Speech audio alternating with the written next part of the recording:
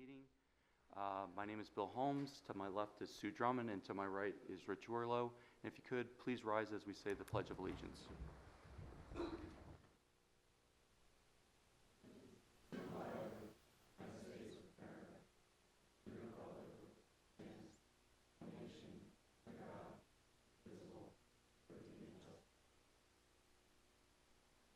Thank you. And before we get started, just want to announce that we did have an executive session prior to the meeting to discuss some legal and personnel issues. And first up is approval of the September 14th meeting minutes. I did have one change.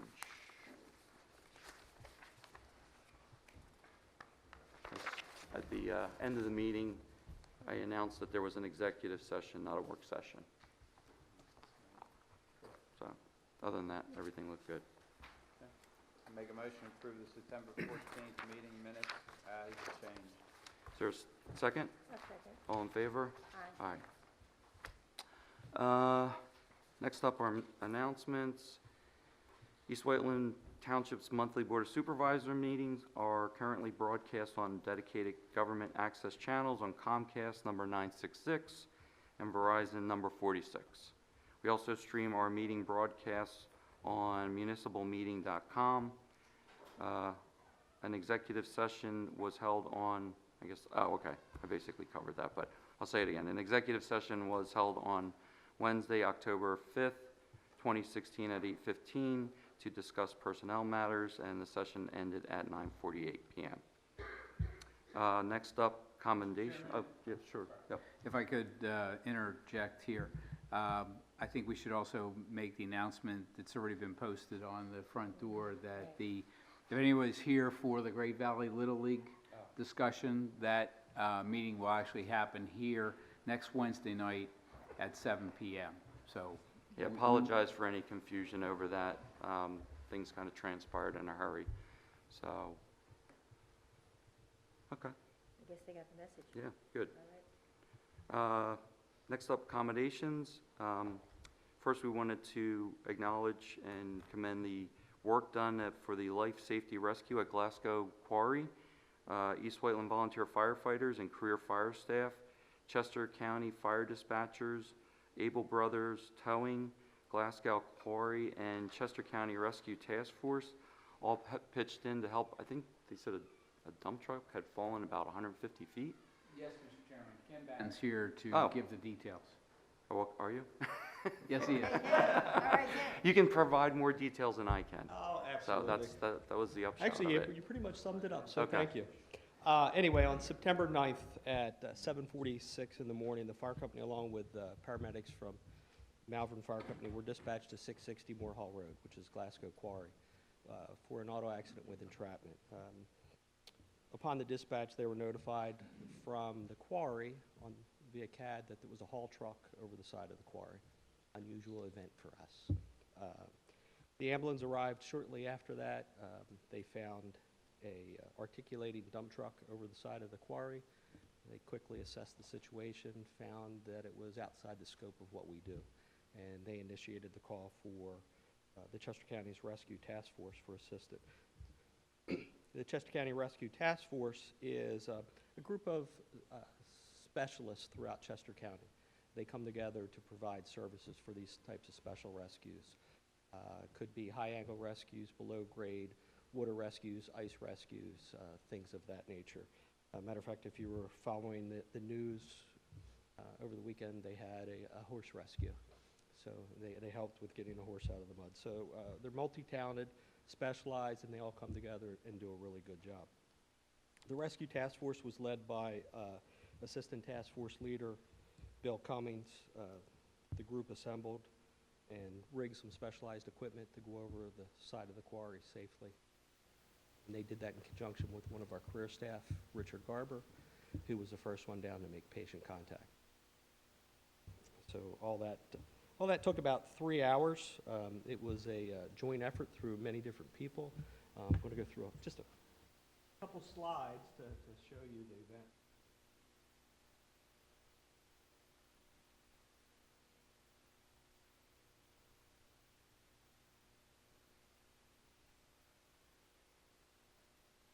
this is what they saw when they first got there, when they looked down over the edge.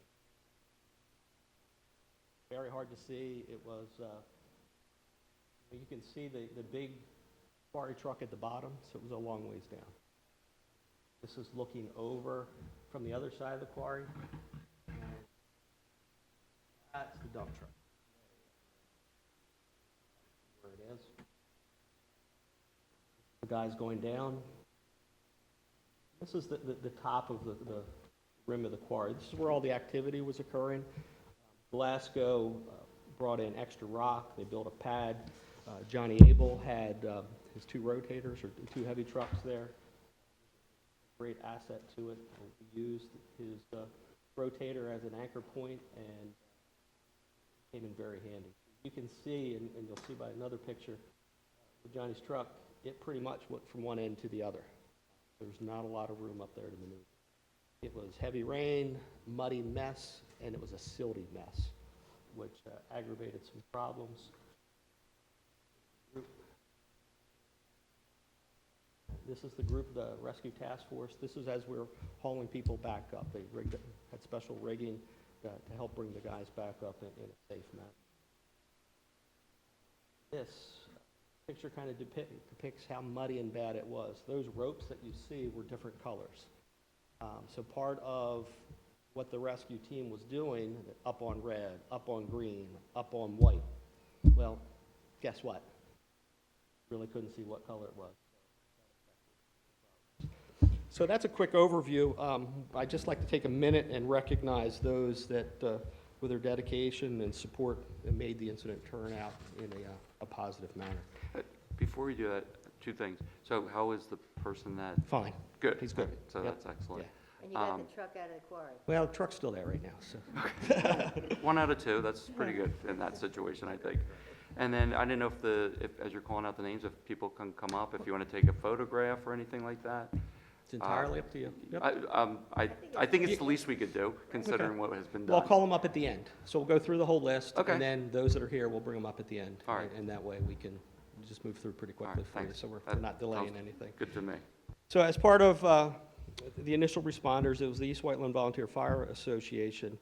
Volunteer firefighters who were on the scene was Quentin Watts. I see him in the back. He'll come up in a minute. Michael Pisano, Devin Storff. The fire police, Tommy Cockerham, Randy Cockerham, Anthony DePano. They were very critical and where they were stationed because they gave directions where we were. This couldn't have been in a worse spot. It was over the river and through the woods to get there, and they were there. From the Codes and Life Safety, the career firefighters, Captain Greg Lewis, he's our interim captain that we have that was taking Mike Rissel's place while he was out on an injury, was the incident commander. The ambulance crew, who were the first ones there, was Brian Garver and Richard Garver. Richard was one of those ones that, the first group that went down and performed the rescue. Fire marshal staff, we were all there except for Latta. The Malvern Fire Company paramedics, East Whiteland Township Police were a big asset there. Abel Brothers, where Johnny is, I saw him, there's Johnny. He's here. Great resource to have, and they bend over backwards to help us, so very nice to have them in the township. The Chester County Rescue Task Force, and I said they had, they're made up of multiple companies, and the multiple companies that were there were the Berwyn Fire Company, Valley Forge Fire Company, Longwood Fire Company, Fame Fire Company, Lionville, Thorndale, Wagontown, Alert, and Norco Fire Company. So all those were responded to assist us with this incident for a safe outcome.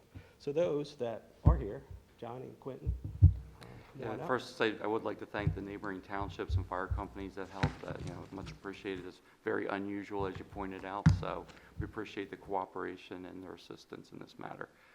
So if everybody that participate, anybody who's not afraid of cameras, if you want to come up, take a photo, I think this would be great. Something we can communicate out, plus the fire company website as well.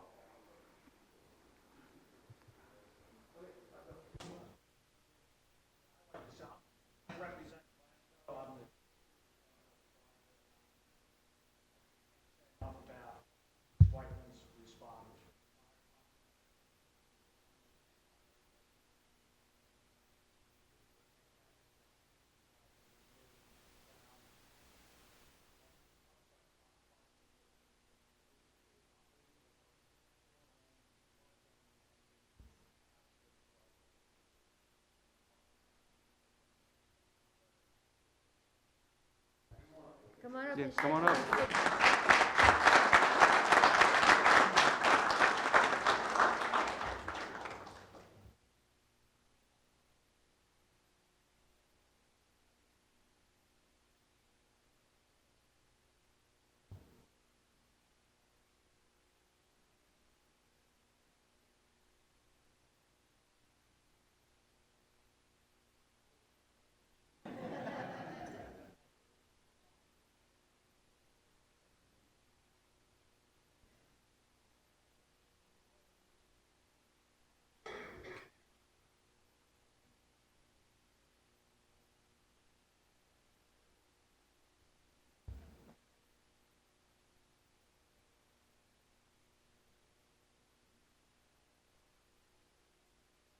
hands. Thanks again to everybody who's, helping out with the, what could have been a more tragic accident. So, and thank you for coming out tonight and acknowledging the assistance. Next up, another nice commendation. Wanted to congratulate Great Valley Middle School for being a 2016 National Blue Ribbon Award winner. There was an article on Philly.com. I want to just read a couple of the excerpts in there. U.S. Secretary of Education John King designated Great Valley Middle School and 9 other local schools as shining examples for others around the country and acknowledged they were winners of the 2016 National Blue Ribbon. Across the nation, 329 schools were singled out for excellence. Schools win the honor either for strong academic performance or for work in narrowing the achievement gap among groups of students. So it's a pretty distinguished award, so we want to just give a shout out to Great Valley Middle School. Next up, Community Policing, Officer Daniel Wilson. Transportation flow. I don't know, is this accommodation, or are you actually just going to come up and speak to it? Might be in the wrong slot. Sergeant Wilson is going to give us an update on transportation issues throughout the township. We're cycling through the command staff of the police department on different topics, and so Chief Dooley has assigned Sergeant Wilson to talk about transportation tonight. I thought you were a sergeant. That's why I was surprised when I saw officer. I right. thought maybe I missed something. So, but thank you for coming out. Sure, thank you. Anyway, I would just like to say thanks for letting me speak. I've been in the East Whiteland Police Department for 34 years now. I have 322 days left in the police department. I've done 8 years in patrol, 2 years in detective, and 24 years in traffic. I've watched this township grow from 2 lanes on 29 to what it is now, and it's getting ready to get even bigger. Turnpike coming in. This place has just taken off since the 80s. No more farm ground around. Everything's business, corporate, and now, before I started, Great Valley Corporate Center wasn't even started yet. Now they're getting ready to tear it down and rebuild it again. So I've seen a lot come, and I've seen a lot go. It's been a great place to be here. A little bit about myself, besides how long I've been here. I've been doing the motor carrier safety inspection. I do all the motor carrier enforcement. I've been doing that since 1996. We're required by the state of Pennsylvania to do 70 inspections a year, which myself and Officer Nace and Detective Kopaz work as a team, and we try to keep the heavy truck traffic as safe as we possibly can. It's come a long way from the bad days when they didn't have brakes to we have trouble finding problems with trucks nowadays. So that's come a long way since we've started that in this township. I'm part of the Chester County Serious Accident Crash Team. I've been doing that for about 15 years now. We get called out all over the county for any fatals, and we help reconstruct the scene and do what's needed. Part of the traffic duties, every day we come in, we drive around, we check every traffic light that's out here. We make sure everything's working, make sure all the cameras are functioning. Whatever's broke, we fix it. School bus issues, we try to make sure Route 30 is safe. We have a big issue with school buses up on 30. We try to work with the school district in trying to correct that problem. The road signs, we make sure all stop signs are there, all road markings. We work with Bill Steele. If anything needs painted, any crosswalks, anything done, they're right there to help us. The traffic that is starting to come into this township is just growing and growing and growing. And we've come with the new 202, really helped Route 30. It cut down on our 30 morning traffic. 352 doesn't back up anymore. 30 doesn't back up anymore. With the new interchange down here, the new traffic lights that they have down here are an adaptive system. The old systems used to be able to go in and program timing, which way it, like coming out of flat road. You adjust the timing as needed. On these, they have their own memory, they have their own brain. They watch traffic every day. If there's an accident on 202 and everything starts coming off of 202, getting heavy, it's supposed to adapt to that, see that, and start opening up and clearing things out as far as that goes. The pedestrian crossings that we have in the township, they need attention, and we're trying to work with that.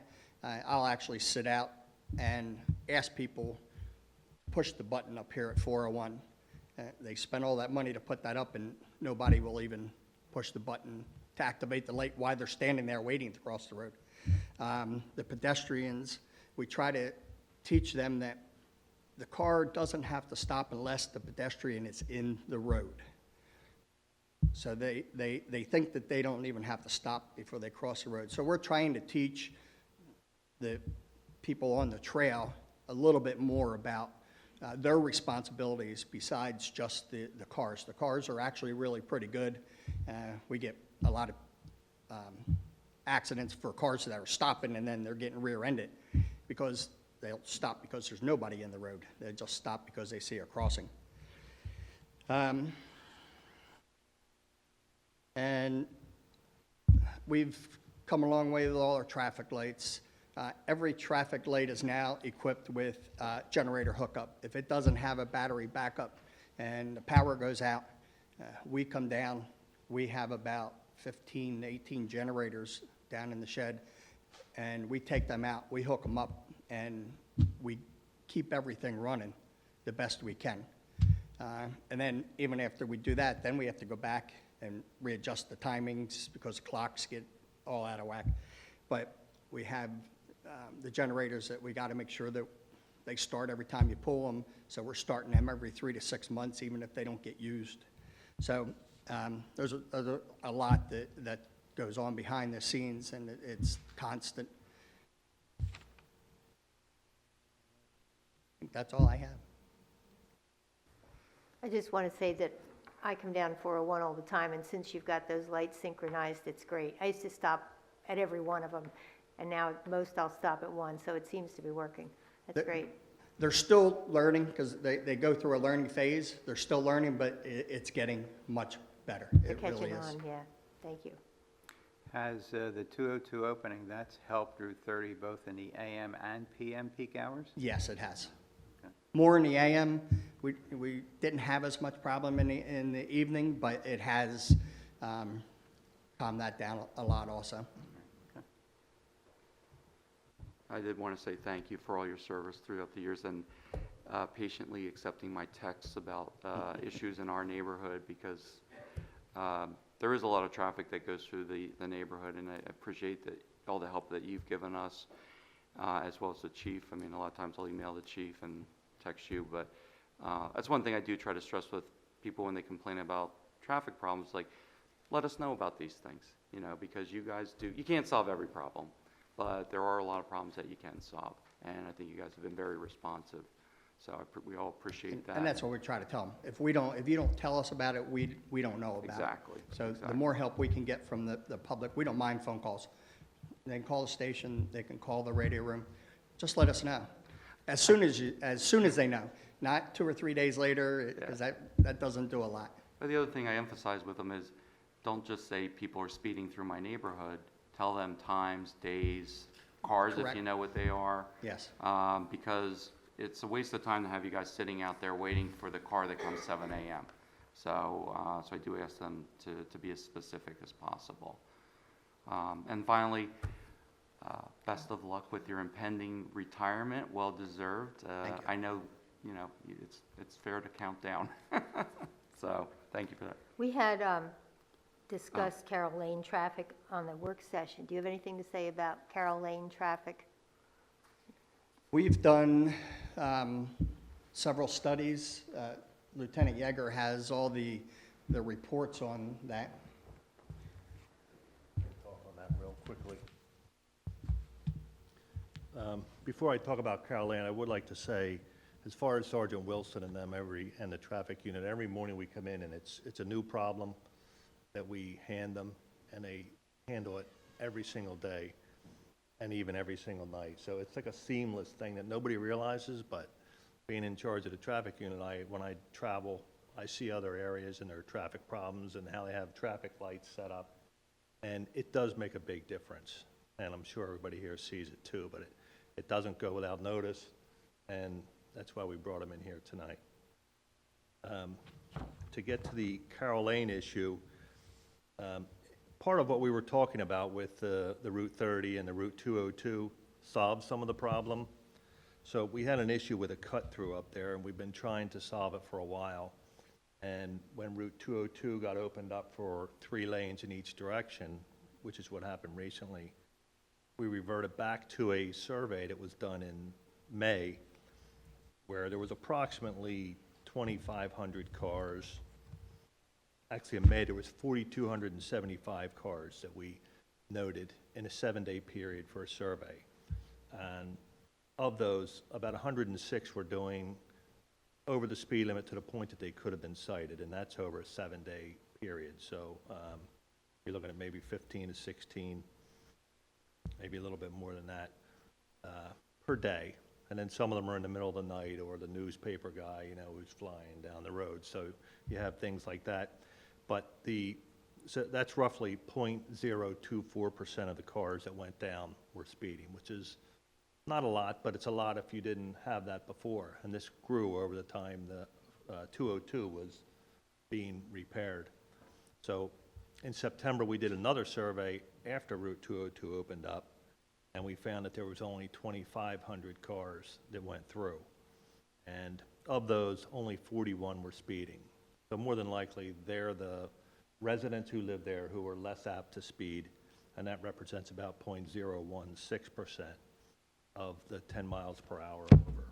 So that's where we are at this point with that specific problem, but that also lends itself to where we are with the diligent efforts. We went up with police officers and we worked with Sue Drummond extensively to try to come up with solutions that were happy, would make everyone happy, and the people that we were dealing with actually helped us on their side with their fellow neighbors. And even though we haven't had a complete solution, it seems like it's livable right now, and we're still working on it. But so that's Carol Ann. Do you have any questions in reference to that? Okay.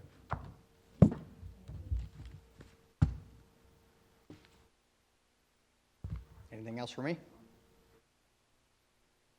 Thank you. Thanks very much.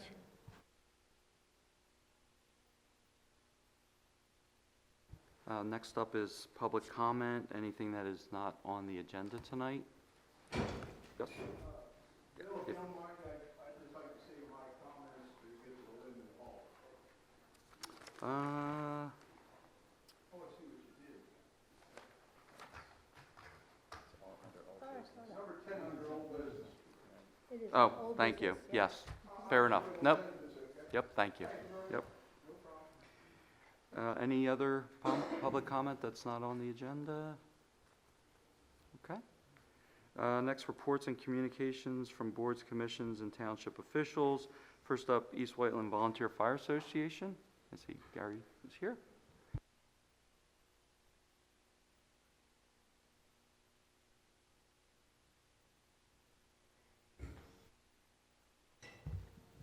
Good evening.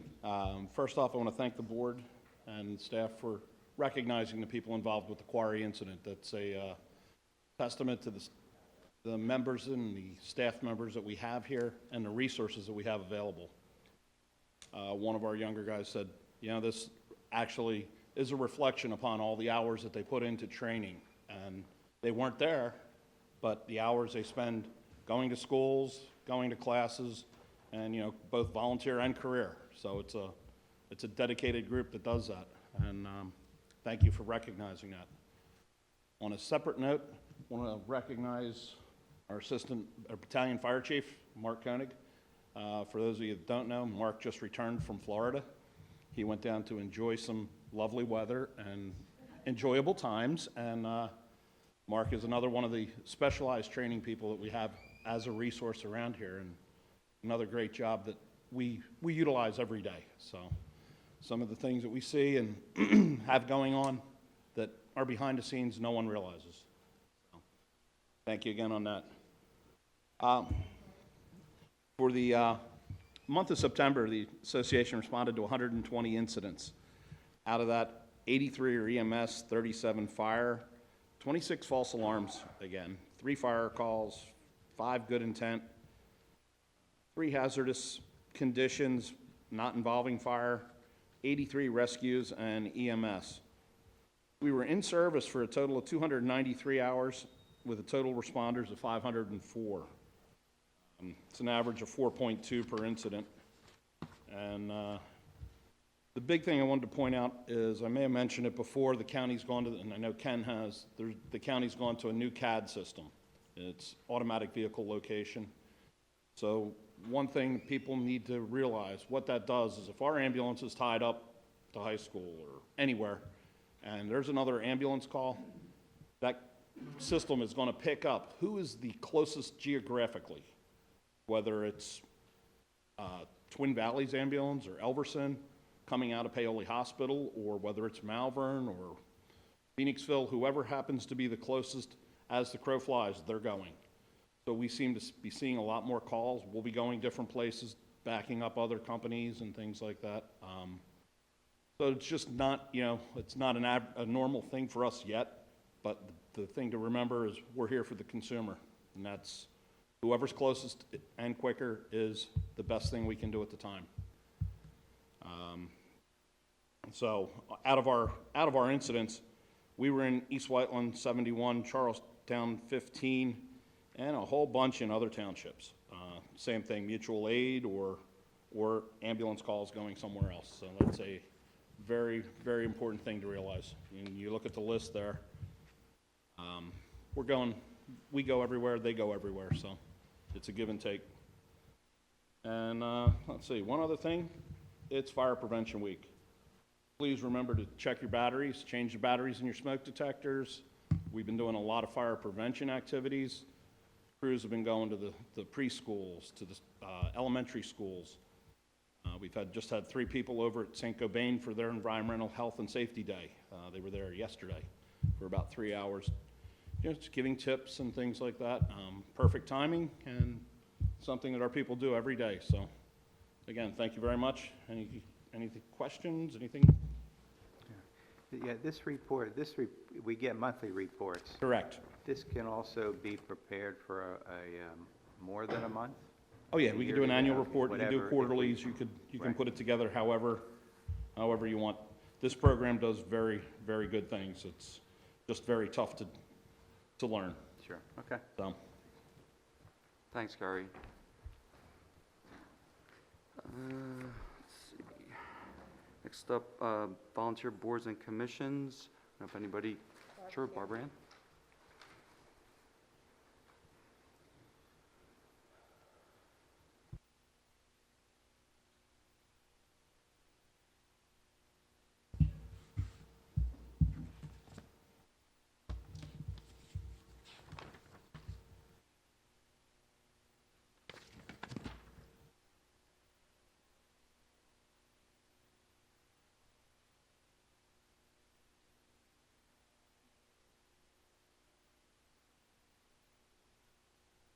So, hi, I'm Barbara Ann Thav, Chair of Parks and Rec. Just had a couple of slides I wanted to share with you to just kind of take you through what we've been doing.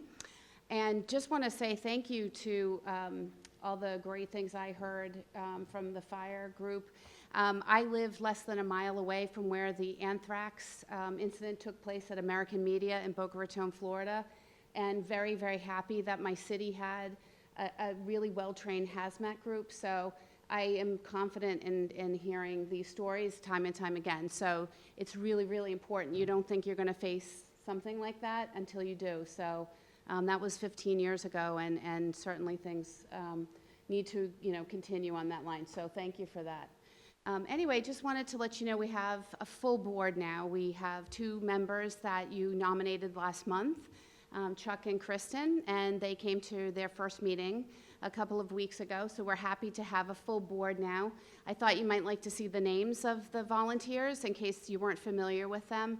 We have a real well-rounded group, people coming from a diverse background in terms of what they do in their day jobs, and then also years of living in the township. Some that have been here for a very, very long time when they remember the airport down the road, and others that are newer like myself. So in addition to Vice Chair, Matt also heads up our Friends of the Summer Stage initiative, that nonprofit group that we support. So just thought you'd like to see those names.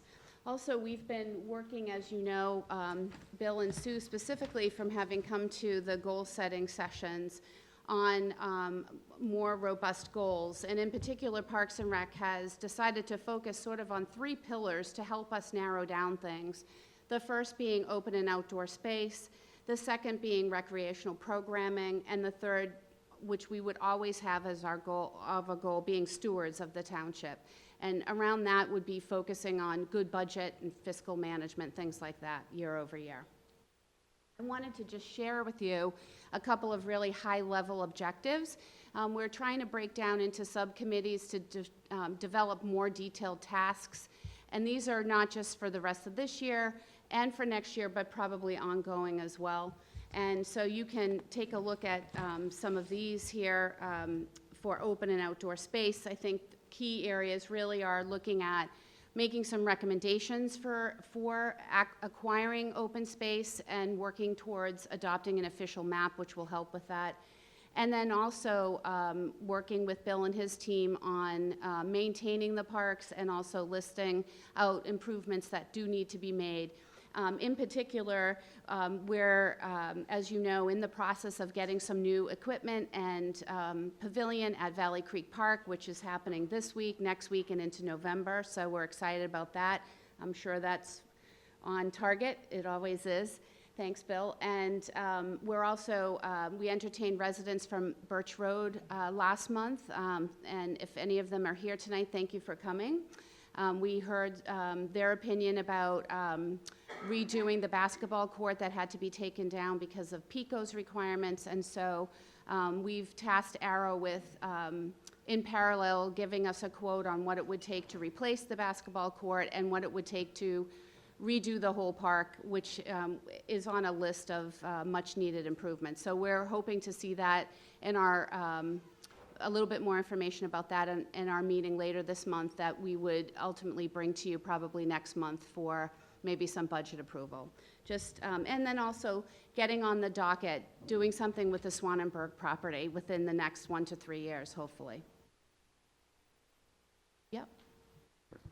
So focus on areas to improve deficit at what's improved deficit? I didn't quite understand So that. maybe on sides of the township where we don't have open space or we don't have parks, like Oh. for example, my side of the township, right? I'm on the south side and we're So limited. where areas are lacking. Lacking, Got it. right, I yeah. got it. And Okay. trying to look at holistically across the township where that might be. Makes sense. Yeah. Thank you.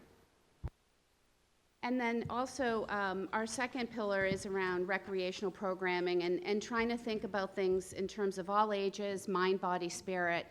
And a lot of this will obviously be dependent upon what you heard John talking about when I walked in before the meeting started, about working with possibly the Malvern Borough and maybe getting a grant for looking at sharing a Parks and Rec director. So a lot of that, we would look to somebody in place to help with that. But in the meantime, we hope we can not only support that, but maybe do a little research on what is happening around our neighboring areas or even within the township, so we can see what might be missing or what people might be asking for, and trying to put together, a list of things we might like to try to do down the road. And some of that also involves developing a volunteer list and even potential companies for sponsorship that can maybe help or donate time or space or whatever the case might be. And with that, even partnerships with some of the other commissions, like the Historical Commission mentioned, developing Gunkel Mill for public access. So we would hope to be able to do something together with them. Also, I think you had it on the email that went out today, but just to mention, the Friends of the Summer Stage is hosting an open mic day on Saturday, October 2nd at 2 p.m. So everybody's welcome to come, and it's at Valley Creek, where they have the concerts in the summer. So just a little plug for them. And then, of course, stewards of East Whiteland Township, being stewards of the budget. We began this a little bit, I guess last year, with having Kathy come to the group and talk to us a little bit more about the budget.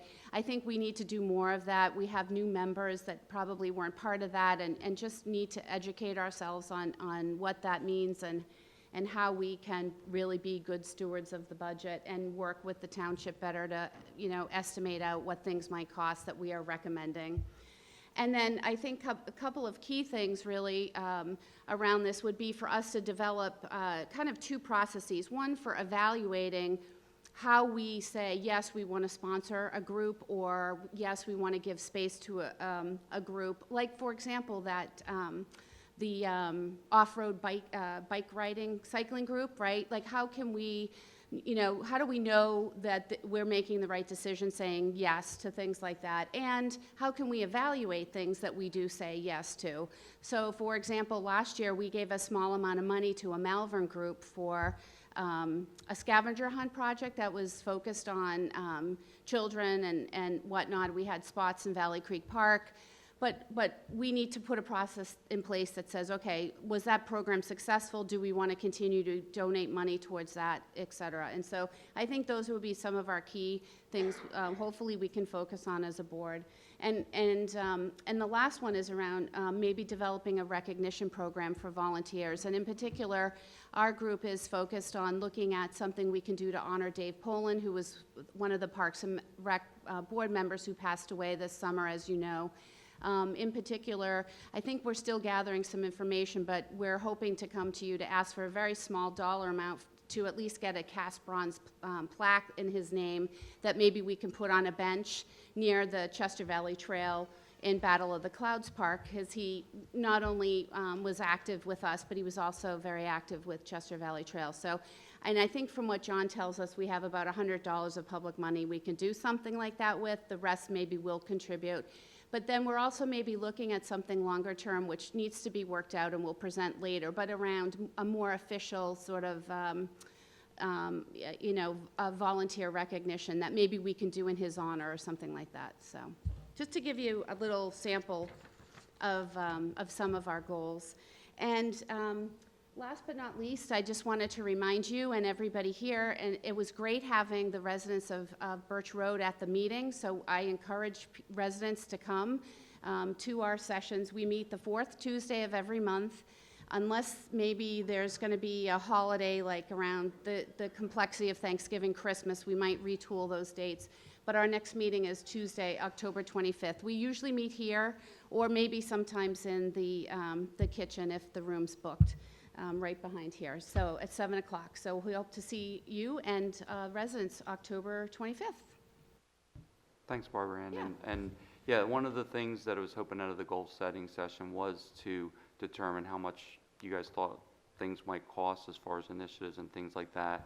Yeah. Let John know, he'll present it as part of the budget, and then, we'll see how things go with the budget, and we'll obviously try to get as much as we can. Yeah. So, because there are a lot of opportunities in the township. There's a and we lot, wanna- and I think this is really, I mean, in my mind, a marathon and not a sprint. So we have a lot of work to do. We haven't really had a full board for several months.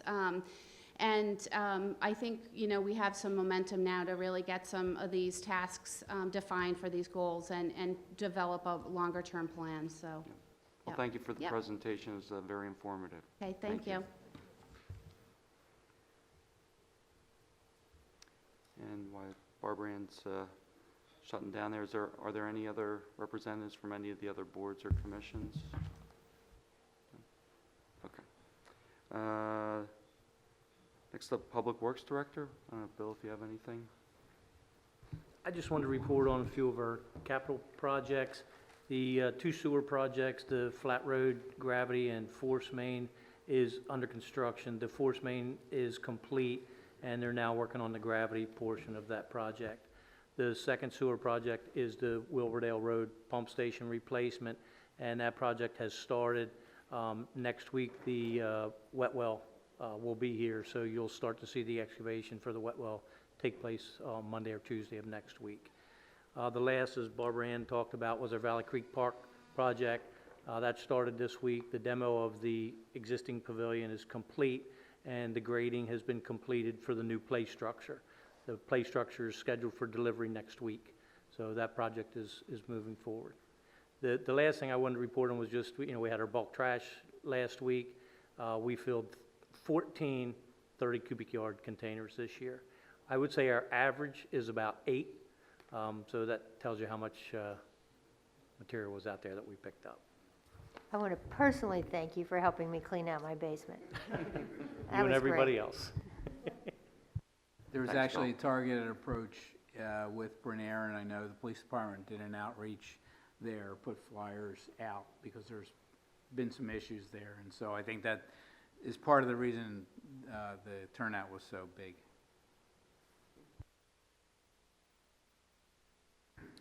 Next up, Codes and Life Safety Director. I think Ken was a little bit under the weather, so he Okay. told me he'd probably scoot out quick. Fair enough.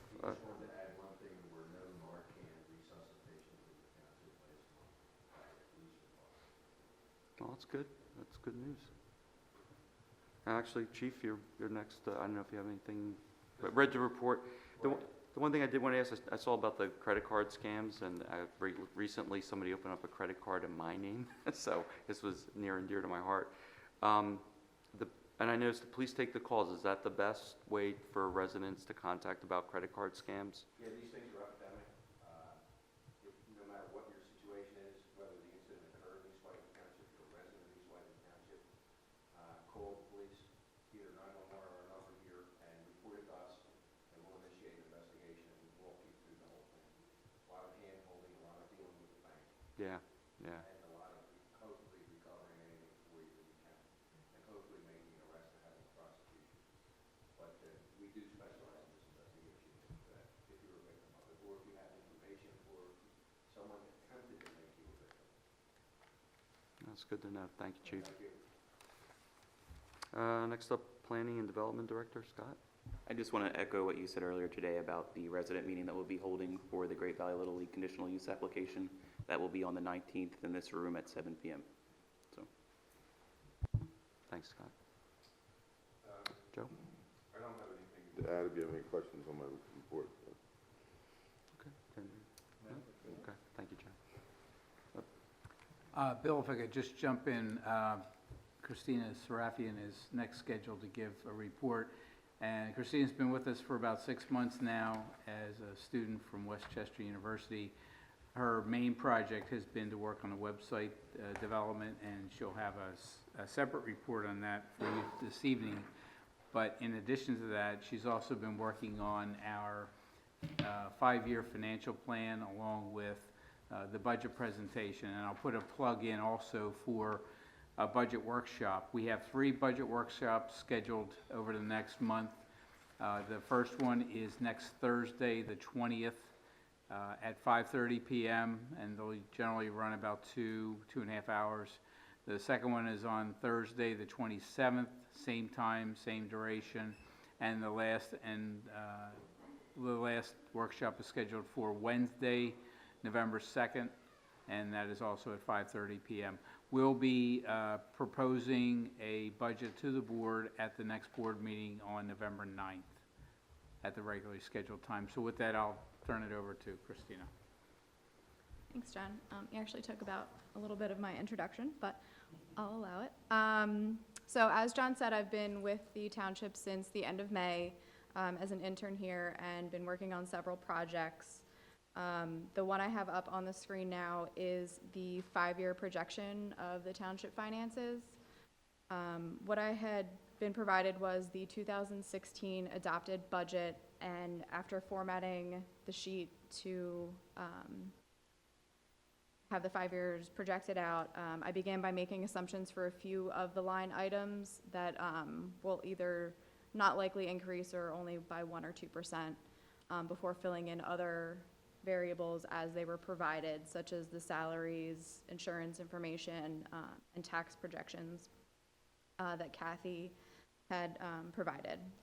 Periodically, John, Kathy, and I have been meeting to make sure that we were following through getting this completed to hopefully have to present to the board alongside the 2017 proposed budget.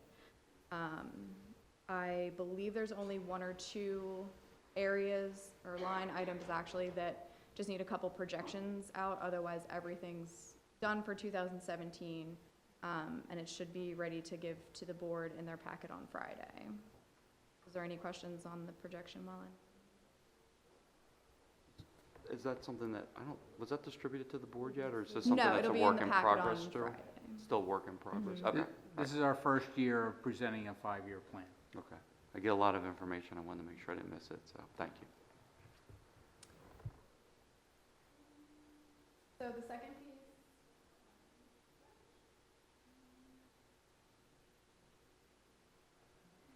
And while Christina is loading that up, as the board knows, we've met over the last 6 months with the employees and also with the volunteers on goals and priorities. So the outcomes of that, Christina is going to summarize briefly tonight. This is a standard format that we're using for the department heads as well as the volunteer committees and presenting the budget to you over the next month. Yes, so as John said, I was asked to update the budget presentation that will be used at the meetings John had mentioned. Again, I took last year's as a base, made whatever changes I could as far as with what information I had. And as we've been coming to finalize the 2017 proposed budget, I've been updating slides accordingly. Everything's been formatted so it will look consistent throughout. And I was also asked to add new slides. This is to allow for the different department heads to focus in on their goals and the specific areas that they'll be discussing during their presentations. So I just wanted to briefly show you what the slides look like and kind of go over what is in them. This first slide is about the goals and metrics, includes a description, how they intend on measuring it, and a target completion date. And if there's any questions on any slide. The next slide is proposed workforce needs. It includes what they currently have and what they're projected or asking for in the 2017, both full and part-time. Major operating and capital expenses, again, just listing what the expenditure is and an estimate of how much it will cost. And on the flip side are grants and cost savings, a description of what the method is, the source that it will potentially be coming from, a target completion date, and a projected amount. And is technology initiatives. Describing what that includes, a target completion date for acquiring it, and project. And that's just a sample. We have a Right. fairly robust list of technology initiatives that we plan to Yes, present to you. This specific demonstration is the planning. There are plenty.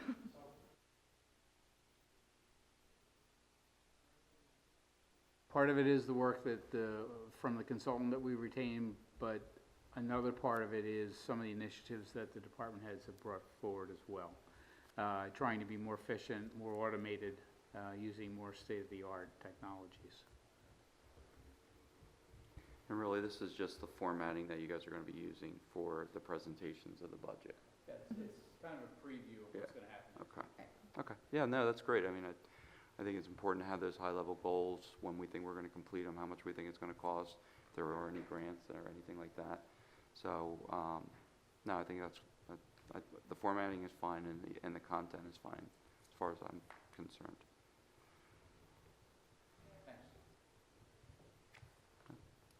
Thanks, Christina. And John, I don't know if you have anything to add besides your report? My report's been submitted, Mr. Chairman. All right. That'll go to the acceptance of the treasurer's report. I don't know, Kathy, if you want to... I'll just give you a brief note of where we are right now. The treasurer's report is for August. We would expect to be 68% of budget for most categories. I'll just highlight the ones where we might have a little need to monitor. So earned income taxes are 58% of budget at that time. We still have 6 months of collections to be posted for 2016, but currently we are projecting to be short of our $5 million for budget. And most of that is due to lower collections in 2 large pharmaceutical companies in the township. For building permits, our building and electrical permits are 67% of budget, which is on target, but the mechanical and plumbing permits are lagging, and so we might be up to 100,000 short in permits for this year. Hopefully that'll be offset by our transfer taxes. On the expense side, healthcare costs are right on target. Payroll costs are under budget, which is good, as we have a couple openings still. Our safety departments and public works departments continue to find operating savings, and they're all either right on budget or just a little better. Our cash balances are still healthy. We have $3 million in our general fund, $4.9 million in our construction fund, 5.5 in our sewer reserve fund, and 1.5 in our sewer fund. And that's just, they're the highlights. Do you have any questions? If not, then I ask that you approve the treasurer's report as presented. I'll make a motion to approve the Treasury's report as presented.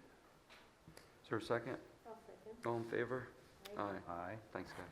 I have one question though on the earned income tax. How does it look? Not earned income, transfer tax. Transfer tax for the rest of this year. I'll defer to John on that one. Okay. We were informed that last week the Liberty sale did go through for a portion of their campus. Right. The township is expecting to collect about $850,000 from that sale. So that will go towards some of the deficiencies that Kathy noted.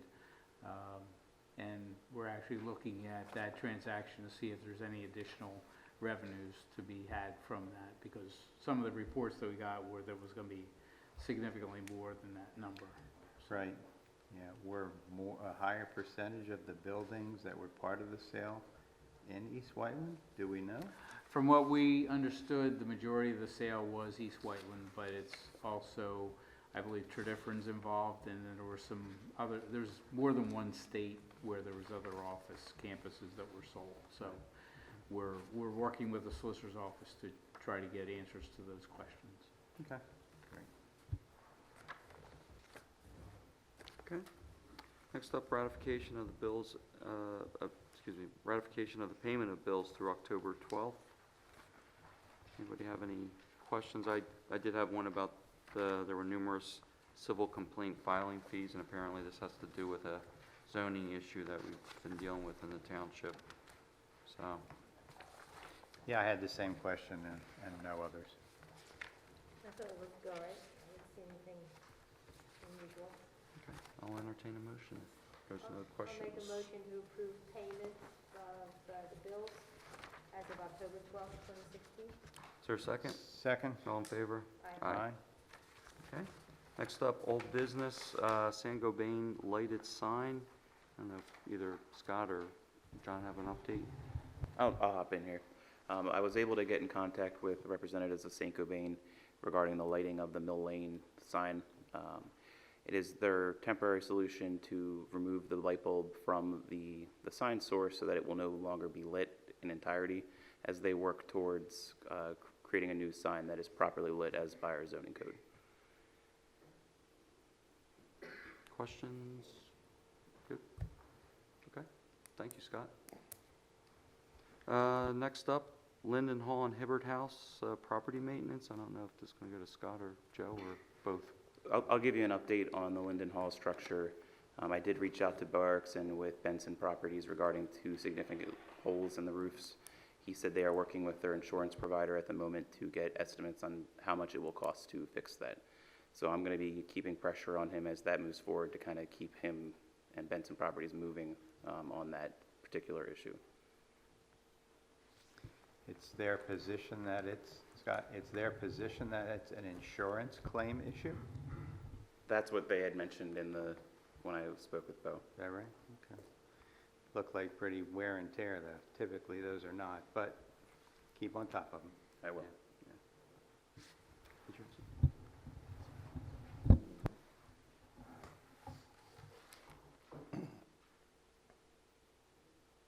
Thank you, Mr. Chairman. My name is Glenn Cockerham, and I had a question on Linden Hall and the development that's there upon it. Benson, which the gentleman over here just mentioned, in his original proposal said that he was going to tear both porches off of it, add a piece on the back. It was going to become his offices. Somehow or another through the whole process, I'm not sure, but it seems to me like there was a subdivision or something that went on. And this historic establishment is left by the wayside because they sold off the interest of the property to Pulte, the developer. Now, that's the problem with the roof. It's not something that just happened, or, to be honest with you, I think he bought it the way that it is. He ought to be doing a little bit more than just telling you that he's turning it in for the insurance. He ought to at least be covering it with a tarp to prevent any further damage to the interior of that building. That would be his responsibility to do that. And I think that's not out of the ordinary to have that request made for the Historical Commission. Seeing as how I'm one of the oldest residents probably left in the township next to Mr. Rubino over here. Well, thank you very much. I know he appreciated that, but that's okay. The other problem that I see, because I live across the street from it, is the development that has went in there. And they had a great big pile of the most luscious topsoil probably in the whole township, because that was Jack Lathrop's nursery at one time, and it had the richest of the topsoil. They had a big pile of it. I didn't think that they were supposed to remove the topsoil until they were all but done with the development and had enough dirt left to put back on for cover. Over the weekend, they removed every inch of topsoil on that property. There's nothing left. And I think that's in violation itself. I think that should be looked into. Because we have a removal and a building ordinance. When you go to build something, you've got to maintain it. They green grassed it, they covered it for a while, but they've been hauling it out a little bit at a time. They are selling off the property. And they're going to have to truck something back in when they build the buildings. It should have been left there on site. I mean, it's something we can check into, Glenn. I'm not aware of one way or the other, to be honest with you. I'm But that's just something we asking can you to certainly- check Yep, into it sure. if you don't mind, because this is just leading in one thing into another, and I see a building being left there, building around it, and then it's demolition by neglect. And that's wrong for a historic building of this nature with the historic significance that it had with the Lancaster Turnpike pre-revolutionary days. So I think that it takes a little bit more looking into by the board, and I would appreciate you collectively putting your heads together and asking your officials to see what they can do. Yeah, I Okay? mean, it was part of the conditional use that they were going to rehab the building. They did at the time say they were going to make it into an office. Personally, I didn't really care. The Historical Commission didn't care about the porches on the side. They weren't really part of the original structure. But I do agree with you. I think at this point we have to take some stronger measures. And I know Scott's been in contact and trying to get ideas of when they're going to get this, to take care of the building. But their responses haven't been less than adequate, I'll say. I'll be Correct, and thank you very much, Mr. Chairman. I appreciate that, and I do appreciate whatever the board does to look into it for the future and for the future of the township. Thank you, Glenn. Thank you very much. Yeah, I've got to say, we've asked them several times to cover it with a tarp, and I don't think they need to hear from their insurance company, put a tarp on that. I will reach out to. I'm really, really tired of that. I think they're just stalling, and I could have put a tarp on there by now, you know? So I'm sick of that. It's the first I've heard of the topsoil, but I agree. You know, they're selling it off and making money on it. Makes me mad. Careful what you say, he may ask you to do that. My question, my question, does the conditions that were attached as part of the conditional use, does that only run to Benson? Or does it also run to Pulte? Or can it run to Pulte? Well, when the original development went through the development process, it was through Benson Properties. So they took Right. it through the conditional use, and they maintain ownership of Linden Hall at this point. Pulte is developing the townhomes that are to the rear, and Benson still owns the Right. Linden Hall I structure. wonder if that condition can be attached to Pulte. I'm sure it'll move a lot quicker. The conditional use runs with the property, so no matter who they sell it to, that decision runs with the property. The only problem with the decision is that there wasn't any specific language in that they repair the structure. There was some testimony at the hearing that they would take care of it, but there was nothing put in the conditions in the final decision. So I'm looking at different things for the solicitor. We ready to move on to the Hibbert House? The staff met out this week with Jack Ott, I believe is the business manager at the boat store. He said he will talk with the owner of the property about doing some minor repairs. The house itself is in pretty decent shape. There's some gutters missing. Some of the facade is damaged and some of the windows are damaged. And on the back, there's an old porch that has collapsed. He's going to continue to clean up the growth around the property. He has a crew scheduled for the spring to come in and do that. And once that's removed, we'll have a better idea of what the outside walls, the condition of those are. He's already, according to staff here, he's already done a lot of removing of vegetation around it, and you can see remnants of that. And he's going to try to keep doing that because he wants it to look more open. So he has had vandalism in there. He wants to try to do things to prevent that. Is it the same owner as that owns the boat store? Or you said he Yes, he owns- contacted the owner? Well, Mr. Odd is our contact there, and he's going to talk to the owner and then they get back to me on what the owner wants to. They do need to do some work on the building, and he was going to talk to him about doing that work. I'll follow up with the owner if Mr. Odd doesn't get back to me. Okay. Thanks, Joe and Scott. Next up, we have a public hearing. The first is a public hearing to consider adopting parameters ordinance for an advanced refunding of the township's general obligation bond series of 2014. And John? go for Yes, it. Mr. Chairman, you may recall at a prior board meeting, Mike Wolf from Benning Scattergood was here to give you a summary of a refunding opportunity to save some money on a recently issued loan.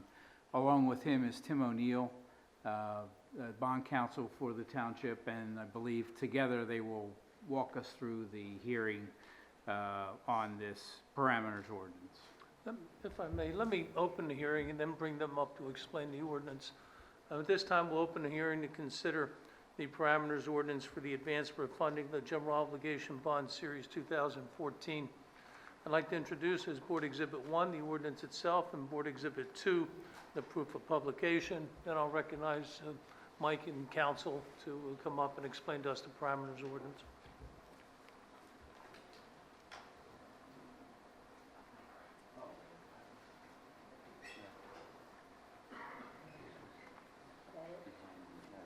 Good evening. Mike's asked me to go first. My name is Tim O'Neill. I'm a lawyer with Lamb McErlane in Westchester, Pennsylvania. Been working with your solicitor in preparing an ordinance to authorize the incurring of debt that's expected to be about $6 million, but because of the nature of a parameters ordinance, we're trying to structure it so that you can be in a situation where when the iron is hot, you can strike, and that is to say the bond market is moving rapidly for reasons that we're all aware of, I think. A lot of uncertainty, and markets hate uncertainty.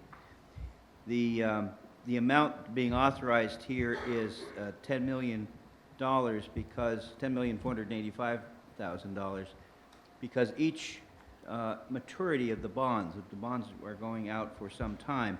On page 5 is a list all the way to 2039 from 2017. And under the Debt Act, we can pass an ordinance with a not-to-exceed amount, but the not-to-exceed has to apply to each and every year. So each year is built up far beyond what you would expect. The good news is that the only provision you need to be concerned about is that in section 11,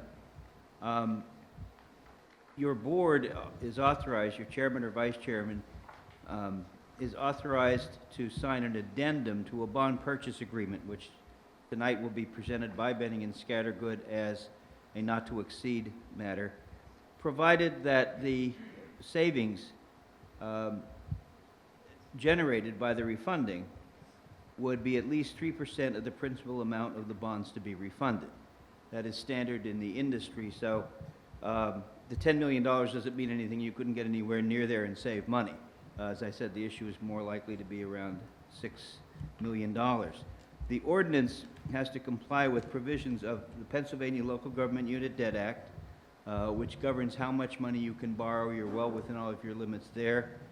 The securities and exchange laws that apply to disclosure of material events, for instance, in later years, to the preparation of your official statement now, which is sort of like a prospectus, and they're there to ensure that the persons who are interested in buying the bonds or who do buy them have information from you that's accurate, with nothing missing, tells your financial condition, and also in the future that you provide information annually to the appropriate agencies, and your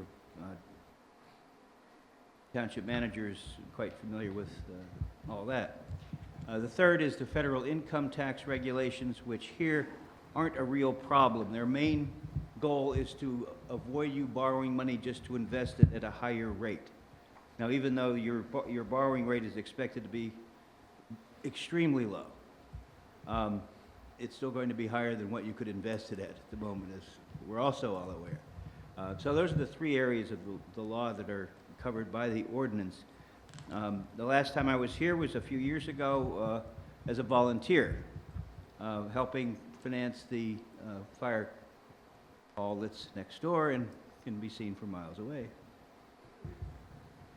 Are there any questions on the ordinance from the legal stand? And Mike, do you want to say anything for?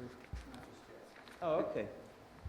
Well, that's... Any questions? Yeah, from the actually, board? just have one. So when I look at section 5, I guess it's subsection E, it says the maximum interest rate is 6%. Correct. What's the purpose of that? Because we're obviously, the hope is not to get anywhere near the Right. maximum interest The rate. Local Government Unit Debt Act demands that we provide maximum maturities per year and a maximum interest rate on the bonds. We just had a few bond sales lately where the interest rate was stated at 5%. The yield on that was about 0.3%. Some people get a kick out of saying, I've got a 5% bond from East Whiteland Township. Well, that's nice, but they paid like $8,000 for a $5,000 bond due in a year or two. So it can happen. Okay, thank you. Any other questions from the board? Whenever the bond refinance is closed, that will be the interest rate for the entire series. There will be an interest rate for each maturity. Some of them may be the same as others next to them, but the interest rates will go from 2017 to 2039. They're expected to increase over the years. The interest rate on the bonds due in 2030, I forget what, was it 9 or 2? In the 2030s, 2039, is expected to have a higher interest rate than the ones that are due next year, 2017. So you'll have a list of interest rates like this, but they're likely to start at the 0.10 or 0.3%, and they'll go up to 2 or 3 or 4. The key calculation is you're only giving permission if it has a 3% or more benefit to you. So that's the key provision. The other terms of the ordinance are just to comply with the Unit Debt Act.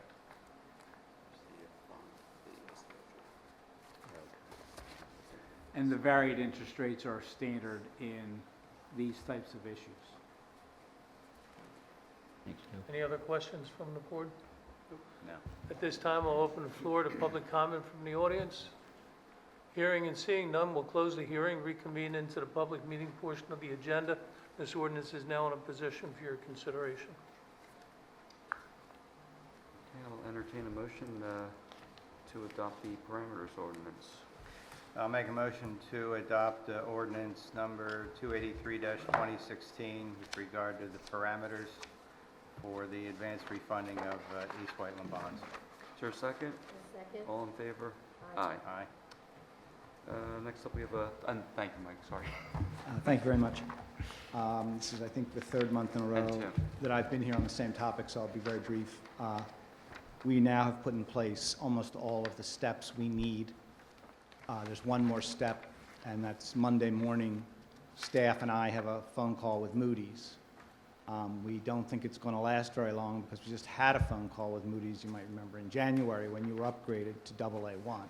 So basically, they're going to ask us on Monday if there have been any material events that would cause them to change their mind since January.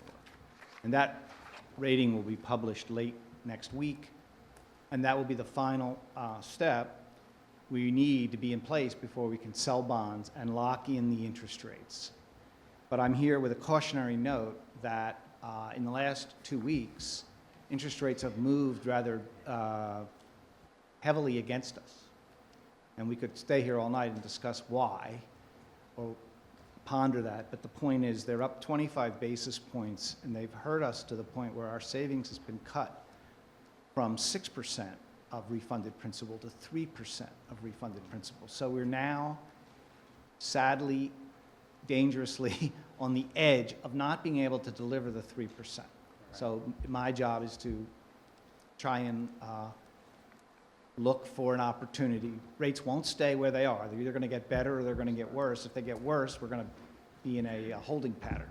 And if they get better, my job is to help us find a very good day where people are anxious for bonds. At the moment, they're sitting on the sidelines, probably unwilling to commit funds, especially if they think the Federal Reserve is doing something in December. They don't want to be the last person to buy a 3% bond when 5% bonds are just around the corner. But that's why we have to put in 6% as a maximum not to exceed, because we don't know whether we're doing this at the last week of this month or sometime in January. And we need to be, again, for Debt Act purposes, we need to have covered every contingency, and that's the way, this is how we do it. Remind me how long this I think there's like kind of an expiration on the parameters ordinance. I don't think there is an expiration on the parameters, at least not statutorily. Maybe, I think it's good until you revoke it, to tell you the Okay. truth. But it's still,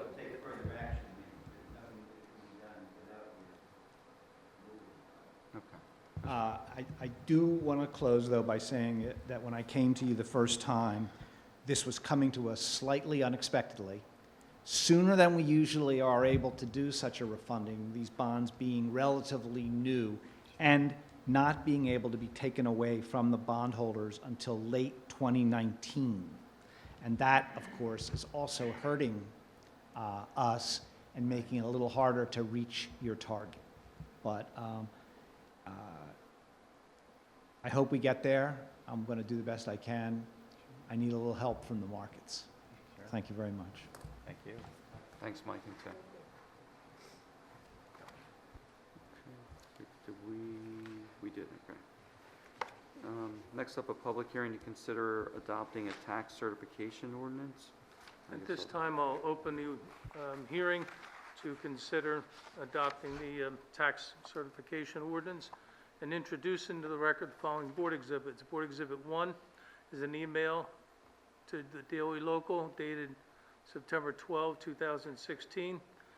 Board Exhibit 2 is a proof of publication for September 21st, September 28th, and October 5th. Because this is considered under the realm of tax regulation, there's 3 ads that need to be done for this ordinance, and that's why there's an extra ad in there. Board Exhibit 3 is an attested ordinance to the Law Library dated September 12, 2016. Board Exhibit 4 is the ordinance itself. Board Exhibit 5 is the legal notice. All that this ordinance is doing is establishing a $15 fee to be paid to the tax collector whenever someone requests a tax certification. Having that scenario has to be done by ordinance to enable the tax collector to do that. $15 is actually on the low side of most municipalities for a tax certification, but it's the tax collector is acceptable for that, so we pass the ordinance in that amount. So with that, does the board have any questions? Yeah, I mean, is the tax collector required to have certifications, or if they choose to get a certification, I guess we pay them, we give them a fee? We don't pay them. The person asking for the cert pays them. So when someone is selling their house and you need proof of where you stand on taxes, they request a tax certification from the tax collector. Oh, it's that kind of They stuff. give it to the title company to make sure the taxes are paid in full at the time they go to sell. Got it. So this is something that people selling or actually buying a house, either one can ask for a tax certification. And we haven't had a tax certification fee till now? I don't know what we've The had. tax certification fee is currently in place and is being collected, but we haven't had an ordinance to formalize it. So I see, okay. we're now formalizing it. It's the same, the $15 as... Yeah, there's no request to increase the fee. Okay, got it. So you asked me to make a motion to adopt this ordinance that Yes. doesn't have a number on it yet, right? At least my copy doesn't. It's whatever the next Same. successive ordinance Whatever number the is. next one would be. What is it, 284, 284?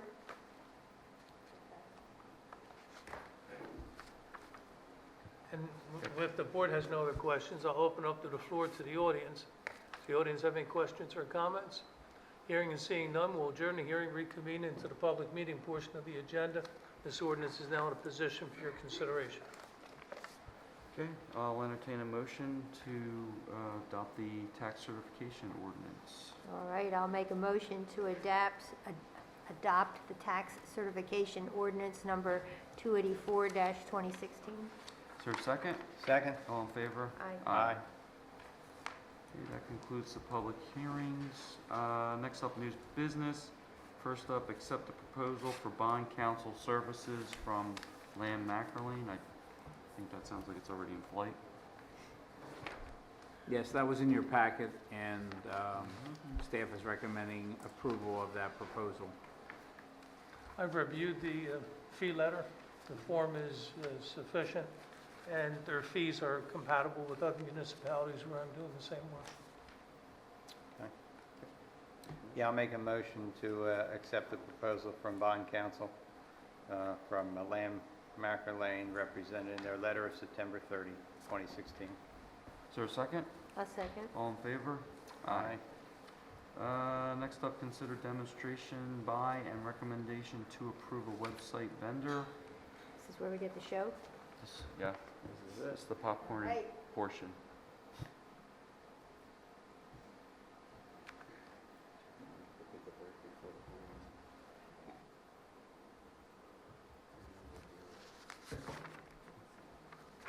Hello again. We've actually had the vendor on a go-to meeting. I'm hoping when I get to that point of introducing them, they will still be there and it will work. So bear with us as we get to there.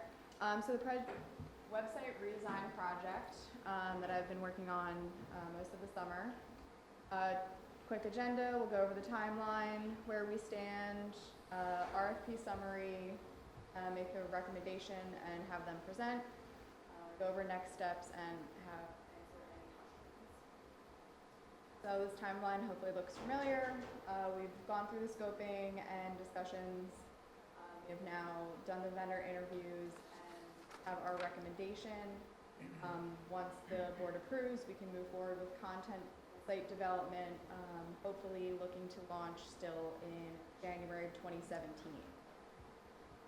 So just a summary of the RFP process that we went through. We requested proposals from 8 different vendors and received 6 that ranged in design and implementation costs between $11,500 and $23,000, with annual hosting fees between $2,000 and $4,400. The project team interviewed 3 firms: AHA Consulting, Civic Plus, and Virtual Towns and Schools.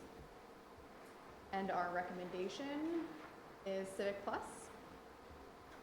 Roughly half of municipalities in Chester County use them, including Chester County themselves, as well as the Chester County Association of Township Officials. They have a 97% customer retention rate. They offered a unique user experience for when you're making changes to the site. So those that are on staff that will be updating the website, they have a unique user face. Their cost came in at $13,600 for first year, which includes design, implementation, and then a $2,500 annual host.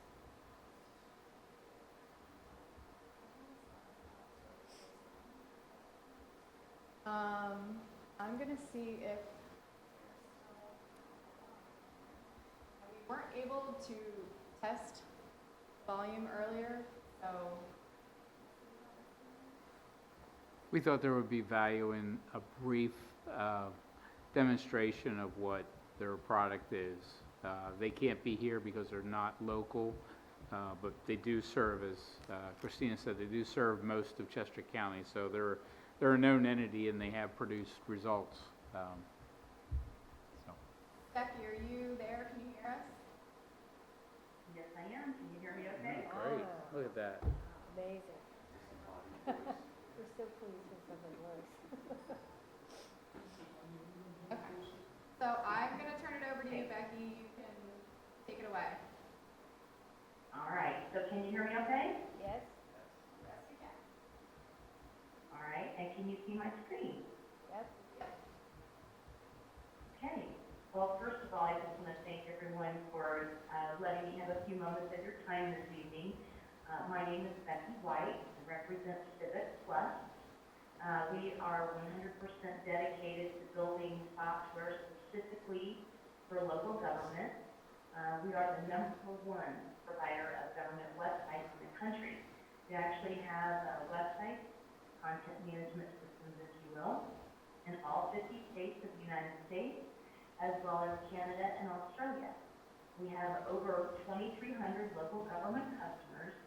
So when we talk about building a new content management system for East Whiteland, we know what we're doing, and I think we can fit the bill very well.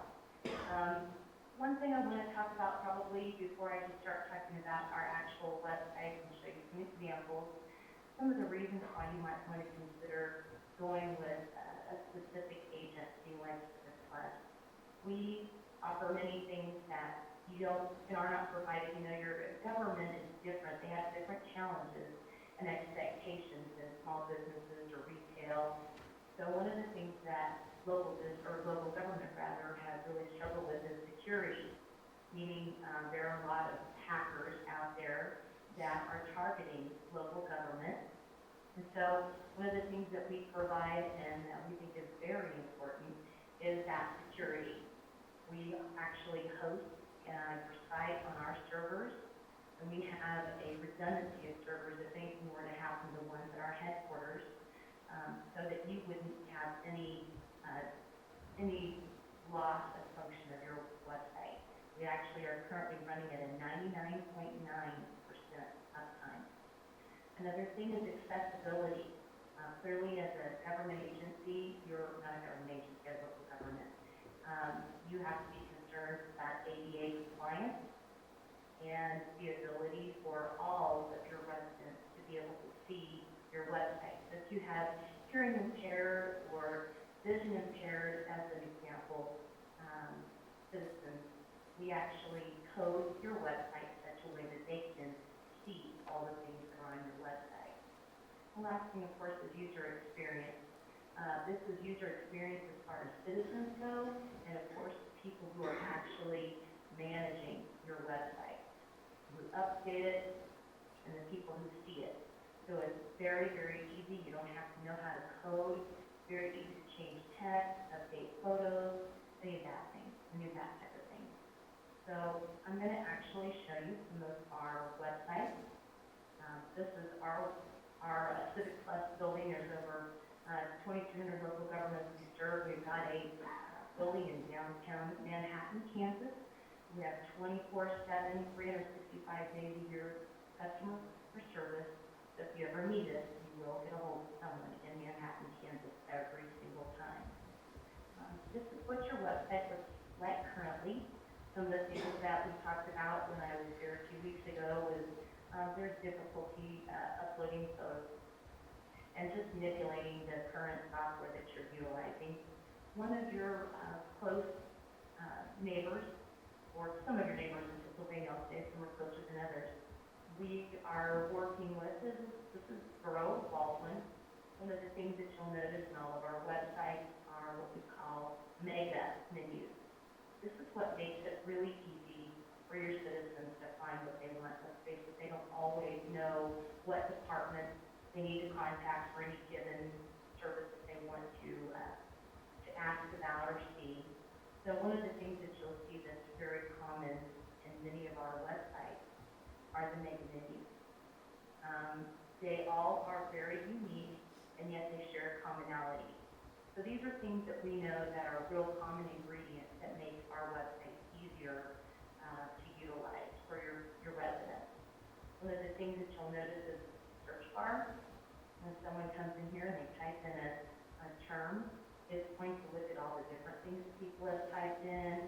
It'll search only your website. It won't go out and do a Google search, as an example. One of the things I really like about Westchester, they are really good about utilizing the Notify Me module. When you go to the Notify Me module, this allows your citizens to go in, get their email address, and their telephone number, where they can go in and say, I want you to notify me whenever there's any updates on any of this information. That they can choose if they want it from an email or a text, and they can choose each different type of module that they want to hear more about. It may be a contractors, they want to know about your bid posting. They may be looking for a government job, and they want to know something that's going on a calendar. You may have Parks and Rec that has a very robust calendar, and they can just say, I just want to know about Parks and Rec, or I want to know about the liquor license request, or about the council work session. So you can have as many calendars as you like, each different group that utilizes the calendar can update their own calendar, and they can only see that, just their calendar. They can't update the whole website, just theirs. But it does give your citizens the ability to see what's going on in your community and opt in to see that information. Something that we've found a lot of folks are very interested in. As you'll notice up here, Finley uses this a lot. This is an alert center. Many communities only utilize this for things like a boil porter or road construction, bridge out, something of that nature. I notice every time I log on to Township of Finley, they usually have this going for one reason or another. But when you utilize the alert center, you can also text, email, update your website all in one place. And notify people of what's going on. So if they opt in to see this information, you can send that to them. Here's another one in South Fayette. Again, as I mentioned, each one of these has similarities, but every single time that we do a project, we make sure that it is unique to you and your community. One of the things I like about South Fayette, they've got this trash and recycling. That's kind of a big deal in their area. So any given consumer, any resident, I should say, can come in here and see all this information.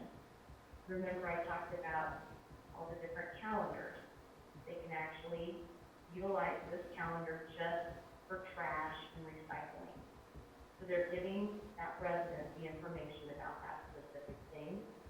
And as a resident, I can go back here to notify me. They all have it, if you want them.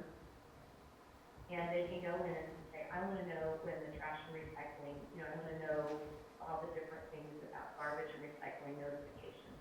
So I can go right in here as a resident, choose that you can tell me via email or text message when there's any kind of notification, that type of service that's being offered. I know I only have 10 minutes. I don't want to go overboard on too much more of this, but I will say that every single one of our solutions is mobile responsive. You can view any of our websites on any type of screen. We make sure that every time we build this, because it's critical that you have that mobile responsiveness, any more people are utilizing the internet from their mobile devices. We want to make sure that it's easier for you to communicate with your citizens and for them to communicate with you. We want to future-proof your website, so we include a redesign in 4 years, and that's rolled into the price of your proposal. You will get a redesign on your website in 4 years. Because technology changes rapidly, we want to make sure that we're keeping that in mind for you. We migrate all of your information over to your new website, so you don't have to do that. If you have forms that you want to make online forms, we will create those for you. So I think I'm pretty close to my 10-minute time limit, but I did at least want to pause and ask if anyone had any questions of me before you move on. So Becky, this is Bill Holmes. First of all, thank you for the presentation tonight. So as far as the mobile apps, so each one of these townships, there's the option to download an app specific to that township, or is it a general app and you pick the township, or how does that work exactly? Or did I misunderstand? You may have to repeat that for me. I can't hear very well. Did you? Oh, that's fine. I can repeat the question. Actually, I can answer the question. But, Sure. Becky, his question was about the mobile capabilities for the websites.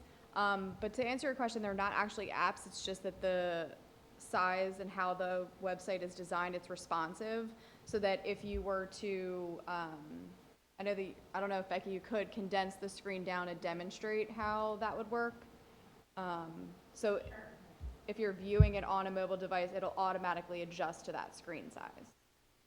Right. So it's not actually an app. I just opened my screen, it stacks everything and it stacks it.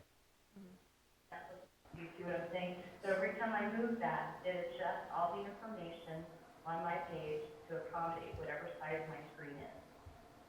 Okay, Thank you. Yep. I think it looks great. Yes. Yeah. We're still be able to realistically target a January 1st start?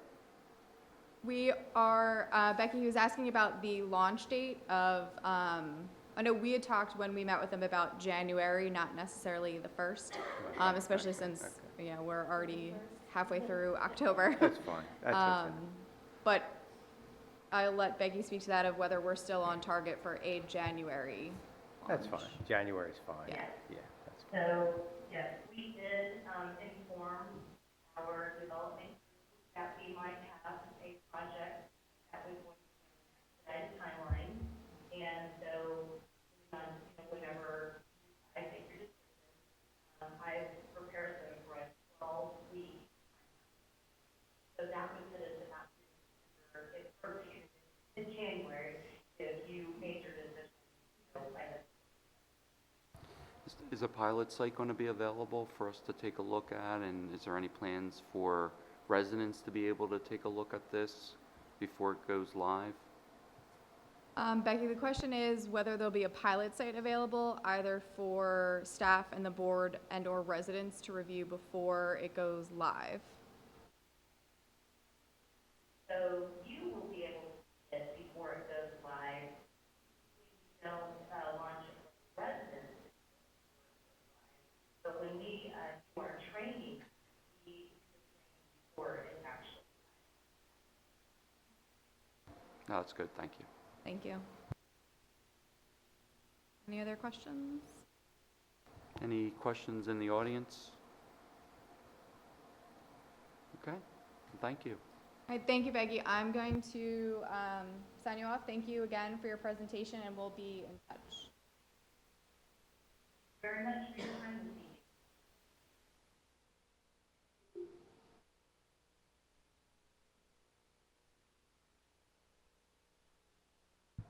Did you have anything else, Christina? No, that was all. It's just, at this point, it's, we're making a recommendation, obviously, of Civic Live, or Civic Plus, sorry. Civic Plus, so the board can move forward with your approval. Do we need to authorize that, or? Yes, you do. It's a proposal from Civic Plus.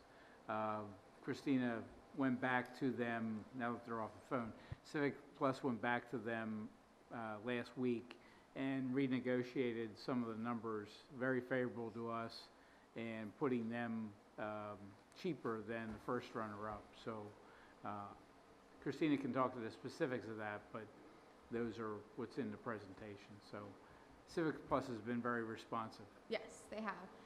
Initially, when we had interviewed with them, they mentioned that doing an expedited timeline to accommodate what we were hoping for would cost a couple extra $1,000.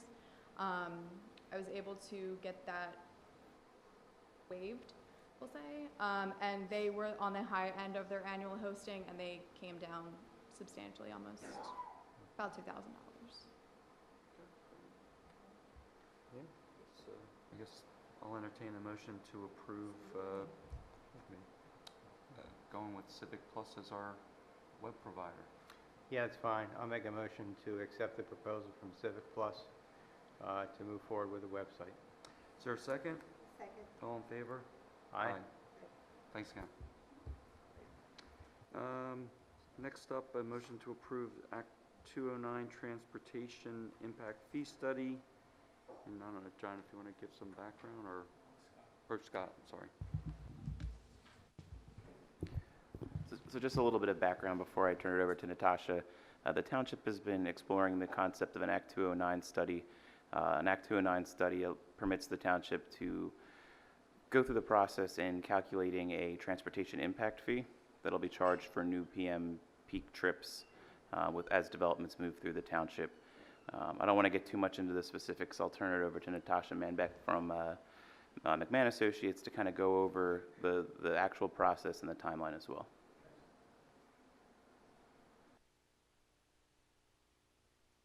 Good evening, thanks Scott. The Pennsylvania Municipalities Planning Code, or MPC, authorizes municipalities to enact a transportation impact fee for new development, and it prescribes a process for developing and calculating that fee. Our proposal presented to you this evening is to provide planning and engineering services to assist and guide the township through that Act 209 process. This follows up on a recommendation in the township's comprehensive plan to update the township-wide traffic study, which was done in the early 2000s. The slide on the screen gives a draft general schedule for the process and highlights some of the key milestones, which I'll touch on this evening. The process starts with the board appointing members of a Transportation Impact Fee Advisory Committee, and I'll warn you, my presentation is full of acronyms, so if you don't have enough. So TFAC, and the committee will guide, provide feedback to the consultant and guide the planning process. Additionally, at the outset, the township must publish a notice of intent to establish that there's an intent to establish a transportation impact fee. The committee's first task is to identify a transportation service area and study intersections. That will be the focus for the study.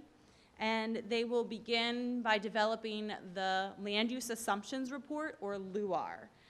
This is the document that projects future development and provides a 10-year build-out analysis, identifying the number of dwelling units and non-residential square feet based on the township's comprehensive plan, zoning ordinance, population projections, and other planning documents. The LUAR will be presented and must be presented at a public hearing for comment, and then would be presented to the board for approval. That will then kick off the roadway sufficiency analysis, which is really the traffic analysis component of the process. The RSA will be focused on the study intersections and will analyze existing conditions and future traffic conditions. The future conditions analysis has two components. One is pass-through, which looks at background growth rates. The second is development, which looks at what traffic is generated specifically by the development that's identified in the LUAR. For the existing, future pass-through, and future development conditions, we will identify the level of service and any capacity deficiencies where we're not meeting an acceptable level of service. We will identify improvements necessary to meet the acceptable level of service.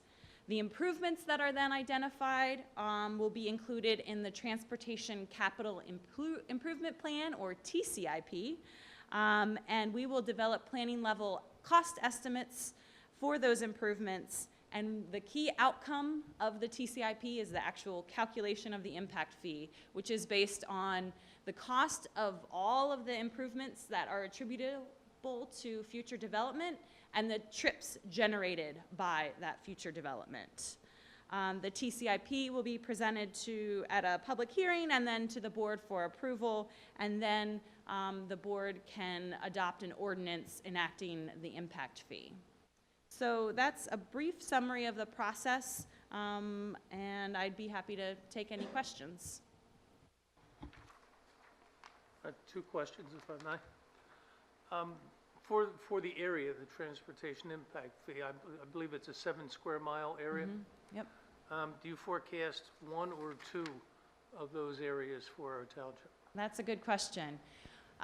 The township is approximately 11 square miles, so there is the potential to need 2 transportation service areas.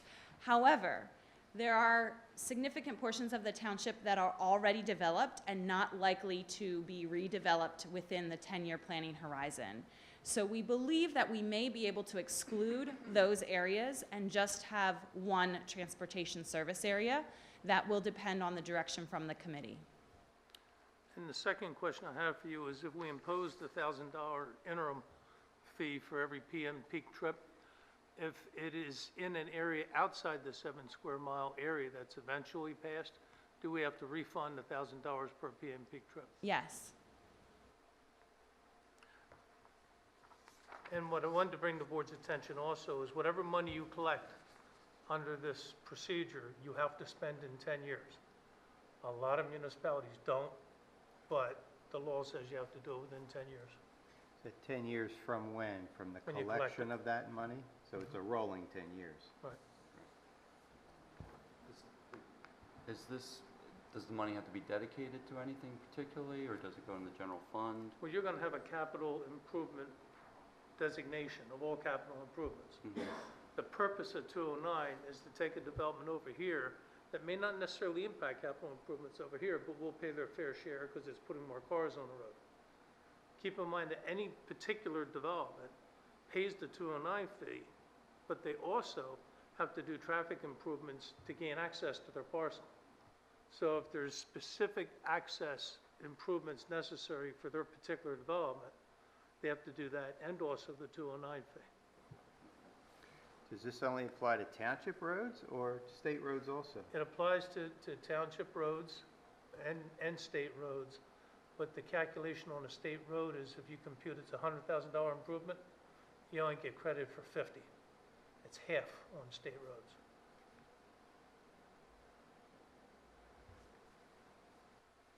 I just want to mention too, as part of the proposal for the land use assumptions report, McMahon will be partnering with Thomas Committed Associates to handle the projections. They were a major part of our comprehensive plan, so they have a lot of the information already in their possession. So that should be an easy process for the land use assumptions report.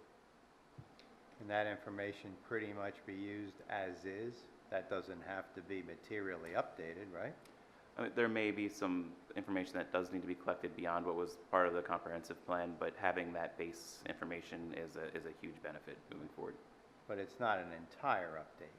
It's not from scratch. We Right, do the same right. thing all over again. Right, so it's a little different in what the scope of the project is, but having the base information that they collected for the comprehensive plan will be great for the land use assumptions report. And these studies don't have to be 100% accurate. It's a forecast. So as long as they're based in reasonable projections, they're defensible. And that's really, the role of the committee is to provide input and feedback to our consultant team about what is likely or not likely to develop and that intensity of development that's likely to occur.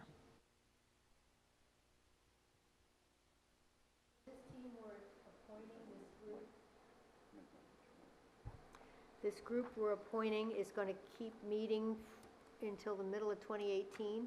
I kind of thought we were talking about it being a short-term assignment. If you look at this point, the meetings would probably run through the end of 2017.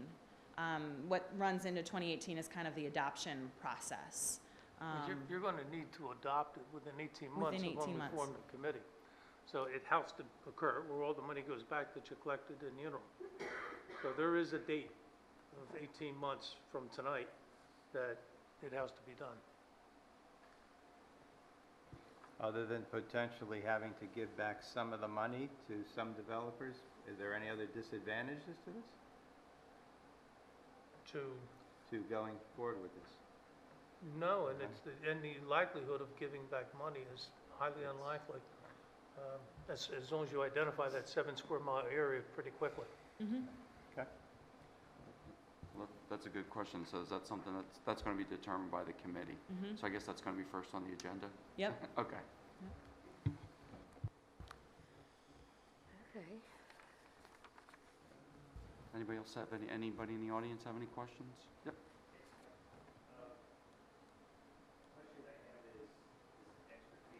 Sir, could you identify yourself and?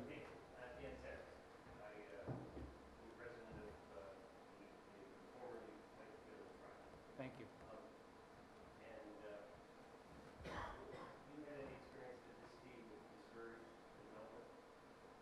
So I'm just going to repeat the question because so people that watch the meeting can hear it. So the question is, I guess, is it your experience that this has, I guess, discouraged development because of the fee? I can answer that if you don't mind. I represent a lot of developers. I go both sides of the aisle. And my developers like the 209 fee because then they have a set sum certain that they're paying for off-site improvements versus going in and negotiating something with the township and you're not exactly sure how that's going to result. So it's, developers can go into a project with a pretty fair idea about what it's gonna cost for offsite improvements, such as a 209 fee. The other response I would give is that it really, I think, depends on the fee.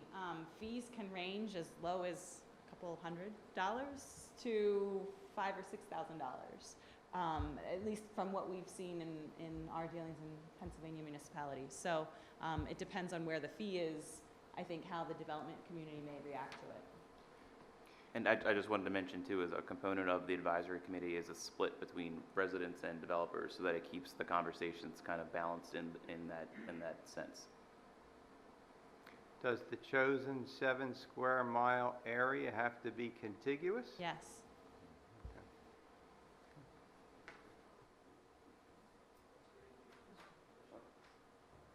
We have a question in the back.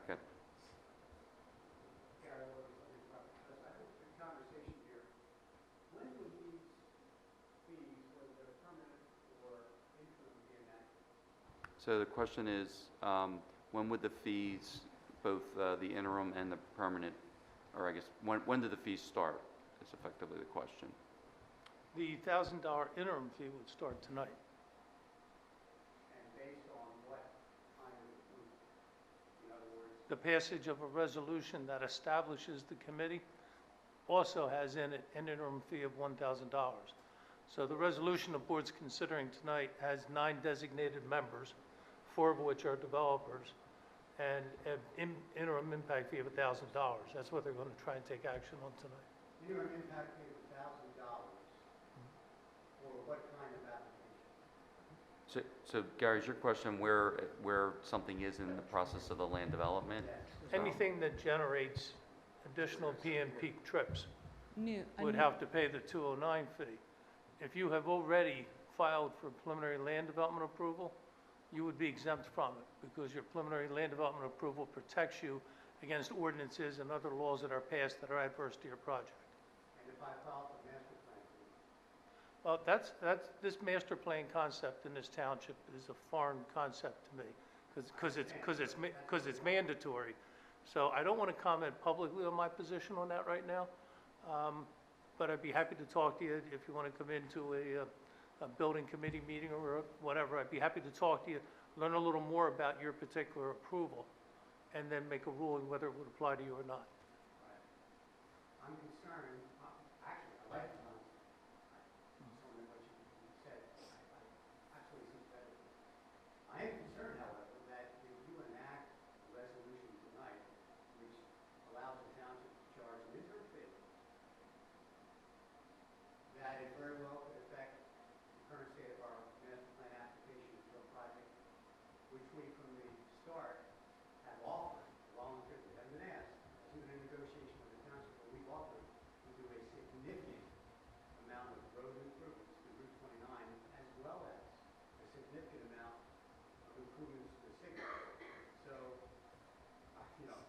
there's nothing coy about this, is that I'm willing and will continue to support what we've offered to do.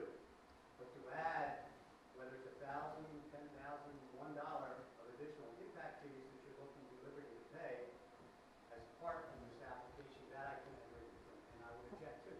Without learning more about your particular development and the particular improvements you're doing, if you put in improvements that are covered by what's in the 209 fee ordinance, you get a credit against the fee for those improvements. So if your improvements are as substantial as you're talking about, you're not going to be paying a 209 fee. And again, we get into the situation of what does the master plan mean for whether it preempts you from this interim fee at all. And I will research your project and rule accordingly, and I don't think you'll be unhappy with my ruling. Because chances are you're putting in more than what the 209 fee would amount to. We may be, but it's unclear, and I understand it's unclear. There's no fault anyway, but it's unclear as to how you're going to evaluate our application and what this may mean. So I don't want to get in a situation where I walk out tonight and we are looking at an additional fee that we never anticipated, really hadn't planned for, and would have a detrimental effect on what we're trying to accomplish, given that all along we said, here's what we want to do, and here's how we want to do it. So I don't think you'll find that anyone up here or anyone on staff wants to treat you unfairly. If your master plan exempts you from this fee, it's a non-issue. If it does not, the improvements that you're putting in will probably exceed what the fee would have been for PM peak trips. So we can go through all that and sit down with you in a building committee, rather than hashing this out without the facts. We can sit down with you, go through it, and you'll understand what our position's going to be. But I suspect you are not going to be unhappy with our position. But let me first get the facts. I understand your point. And because we have a little bit of uncertainty here, why don't we put this off for a month so we can sort through the facts and understand exactly what the outcome will be? Because it affects too many other people that are coming forward that clearly would fall within that fee. And it will either apply to you or not apply to you, whether it's passed now or it's passed next month. So there's no reason to delay it. The $1,000 figure this will help. It's $1,000 per what? What's the unit measure? PM peak trip. But I And think PM he's- peak trip is any 15-minute segment from 4 to 6 that's highest out of all the 15-minute segments. But how often is that applied? Is that where you're going with that, Gary, or? Well, I'm trying to do the quick math in my Sure. head, which I can't, because I don't know what the impact is. What is it, $1,000 PMP between 4 to 6 on a weekday? How does that affect the amount of dollars we're prepared to put in this? I can't answer the question, I'm not expecting Yeah, you to. what you'd have to do is you'd have to look up your particular use in the Institute of Traffic Engineers manual, forecast out what you think that will be, compare that cost to the cost of what you're doing for your offsite improvements. But I'm telling you, there's no intent to have this be unfair. I accept what you're telling me, there's no intent to have to be unfair. Given that, as far as I can tell, and if I'm mistaken, I apologize in advance, but if this is the first night that we're discussing this concept of the possibility of having this have an impact, we pass a resolution, appointing a group to study it, and at the same time instituting $1,000 PMP interim fee, that troubles me because I don't think it has been aired enough to public discussion. Well, That's what I'm concerned about. The problem with that is, it's being brought out tonight on television. Every developer contemplating a plan will come in with a preliminary plan application between now and next month to get out of the fee. So if I represent developers, I would file an application between now and next month's meeting before the fee goes into effect, just to be exempt from the fee. So that we can't risk. The way that the ordinance works too is there is a credit for existing use. The Great Valley Corporate Center has an existing office center on it right now. Yeah, this is only new construction. Right, so we're talking about the Liberty Mixed Use Master Plan, so they're going to be tearing down existing office and going through a mixed use development. So they would get credit for what is Right. existing on the site. I'm not even sure this is going to apply to them. Right. That's why we're debating this in a vacuum.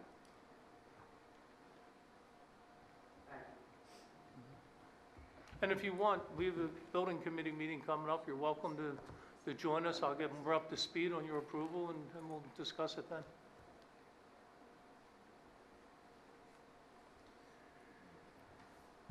Anyone else in the audience have any questions about this?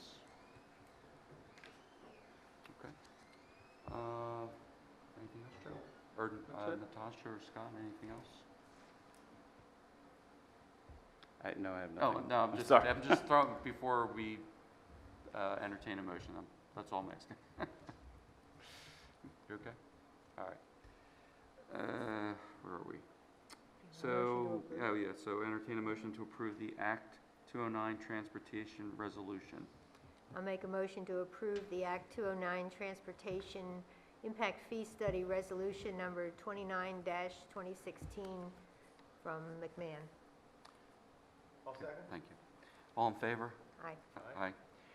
It's 9 o'clock. I would like to, if there's no objections, take a brief break, since we've been Sounds doing this good. about 3 hours.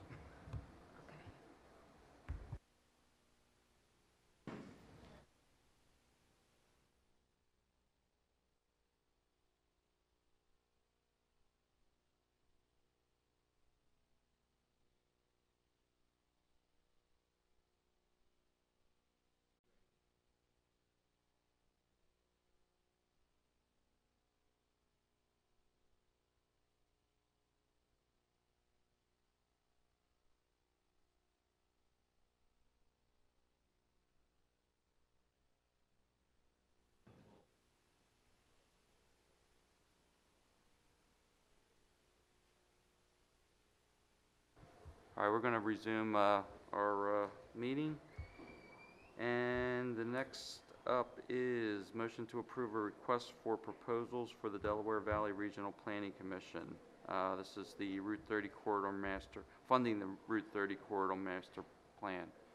And do we need Scott for this? I can wait.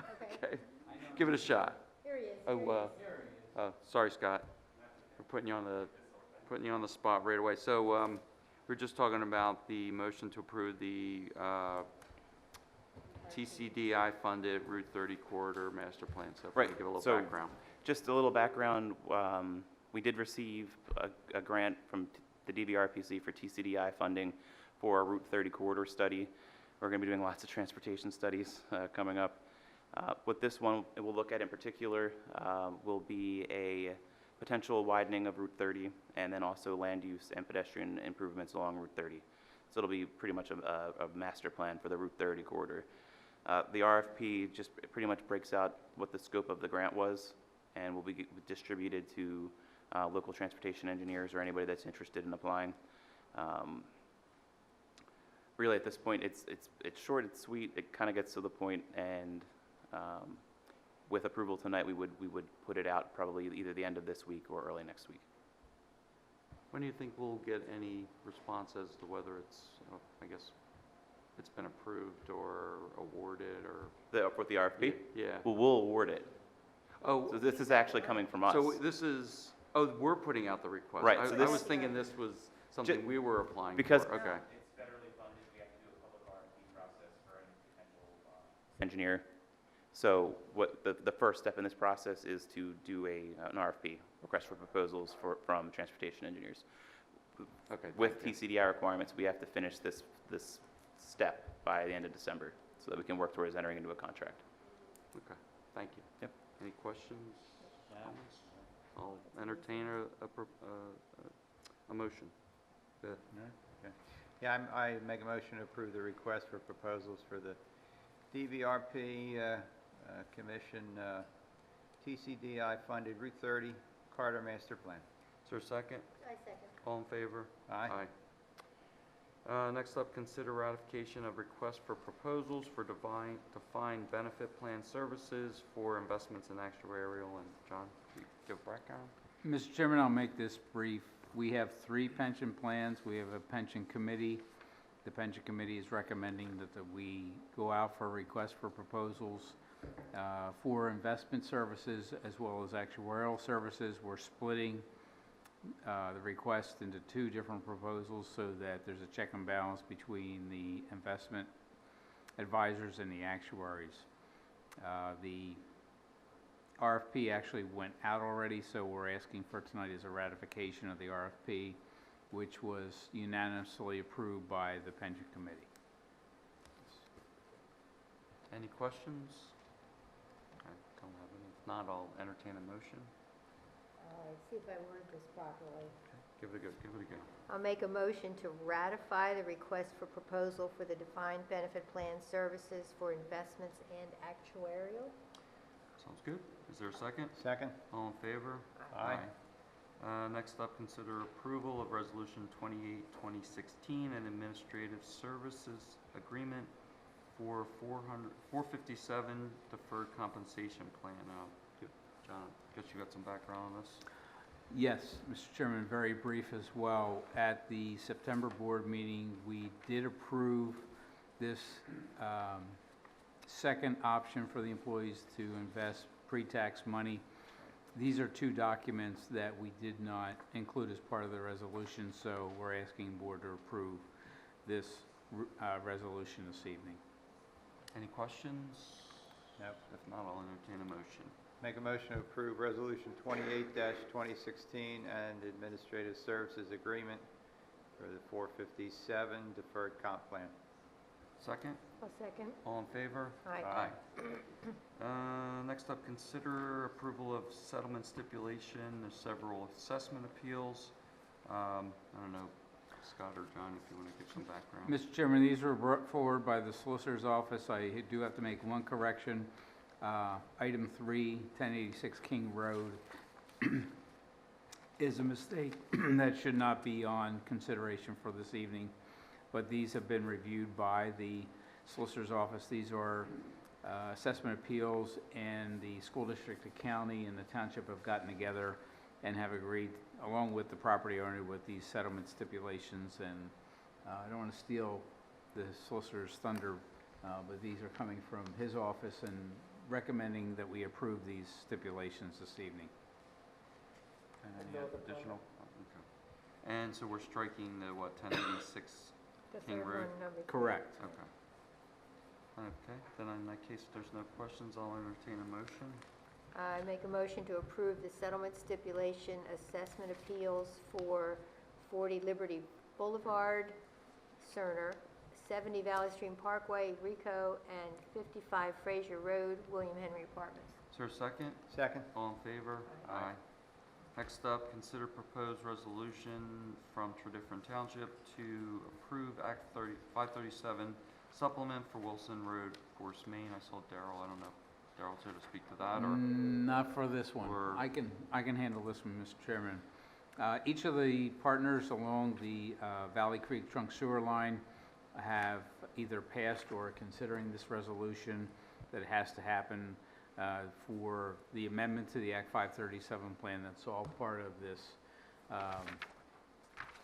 amendment to the 537 plan as part of the Wilson Road Force Main project. Brady Flaherty summarized this for you at the last board meeting. Right. So the staff is recommending this resolution for approval this evening. So there was no issue with the capacity that we were trying to reserve with them? We increased it a little, right? Correct. Okay. And that's basically what this covers. Correct. Okay. Okay. I'll entertain a motion. Okay, motion to approve Resolution 30-2016 from Tradifferent Township to approve Act 537 supplement for the Wilson Road Force Main. Is there a second? A second. All in favor? Aye. Aye. I think the next one, we don't really have much choice. Consider acceptance of 2017 PA Fire Relief Association funds totaling $82,820 for payment to East Whiteland Fire Company, East Whiteland Volunteer Fire Relief Association. John? It's a pass-through. The state gives us money that we're obligated to pay the Volunteer Fire Relief Association. Okay. Is there, I'll entertain a motion. I'll make a motion to accept the 2017 Pennsylvania Fire Relief Association funds, amount $82,820 for payment to East Whiteland Volunteer Fire Relief Association. Is there a second? Second. All in favor? Aye. Aye. I'll take the next one. I'll make a motion to advertise a bid for the purchase of anti-skid and crushed stone for 2017. Is there a second? A second. All in favor? Aye. Next up, consider sending Township Solicitor to Zoning Hearing Board for the following. Paul Singer amended application for special exception and variance for daycare use at 17 Ravine Road, and the Sai Temple for special exception to permit a religious use at the Township Garage and the East Whiteland Township Volunteer Fire Company properties, which were the recently purchased properties by the Sai Temple. I don't know, Joe, if you want to weigh in on that, either one of those? You want to describe what they are, Joe? The other Joe? 17 Revere Road, that is an amended application that was before you last month for consideration. That's a daycare use. They have amended their application to include a special exception request. Since it's a non-conforming property, there's less burden on them to prove their case. The next one is the Sai Temple, which you stated as the old fire company and our old township garage. That is for a religious use of the property. They didn't give any specific information on how they're configuring the buildings, other than they may change some openings and closings, and they may put some overflow parking on the old salt bin property. But other than that, there's no real plans shown of what they're doing, just the requesting the use. I recommend you stay neutral on both ends. Yeah, I don't think we need to send anybody for those. No, I don't think it's necessary to send anybody. All right, well, in that case, thanks, Joe and Joe. Moving on. Next up, motion to grant extension of time for recording plans and financial security for the following: Lytle Grocery Store, Great Valley Community Organization, and the Liberty Master Plan. The extension's actually for the review period of these plans, kind of similar to what we had done at the last few meetings. Okay. We have Lytle, Great Valley Community Organization, and the Liberty Master Plan. Lytle would be extended to December 15th. The Great Valley Community Organization would be extended to February 1st, 2017, and the Liberty Master Plan would be to November 10th. What was the Great Valley date? The Great Valley Little League, or the Community Organization? Great Valley Community Organization? That was February 1st, 2017.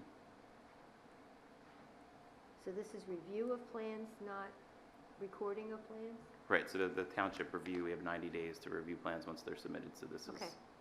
So just, I got it. You want me to do it, or do go you for have it. it? go ahead. You got the Okay. dates.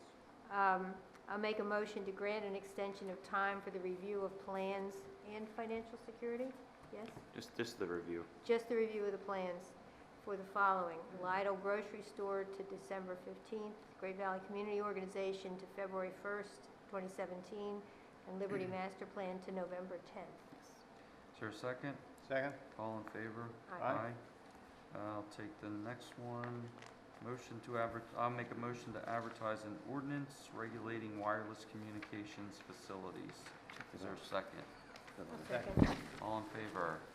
Aye. Okay, next Move up, it, move it. so we're coming to plans. First up is the preliminary final plan for Immaculata University Student Engagement Center.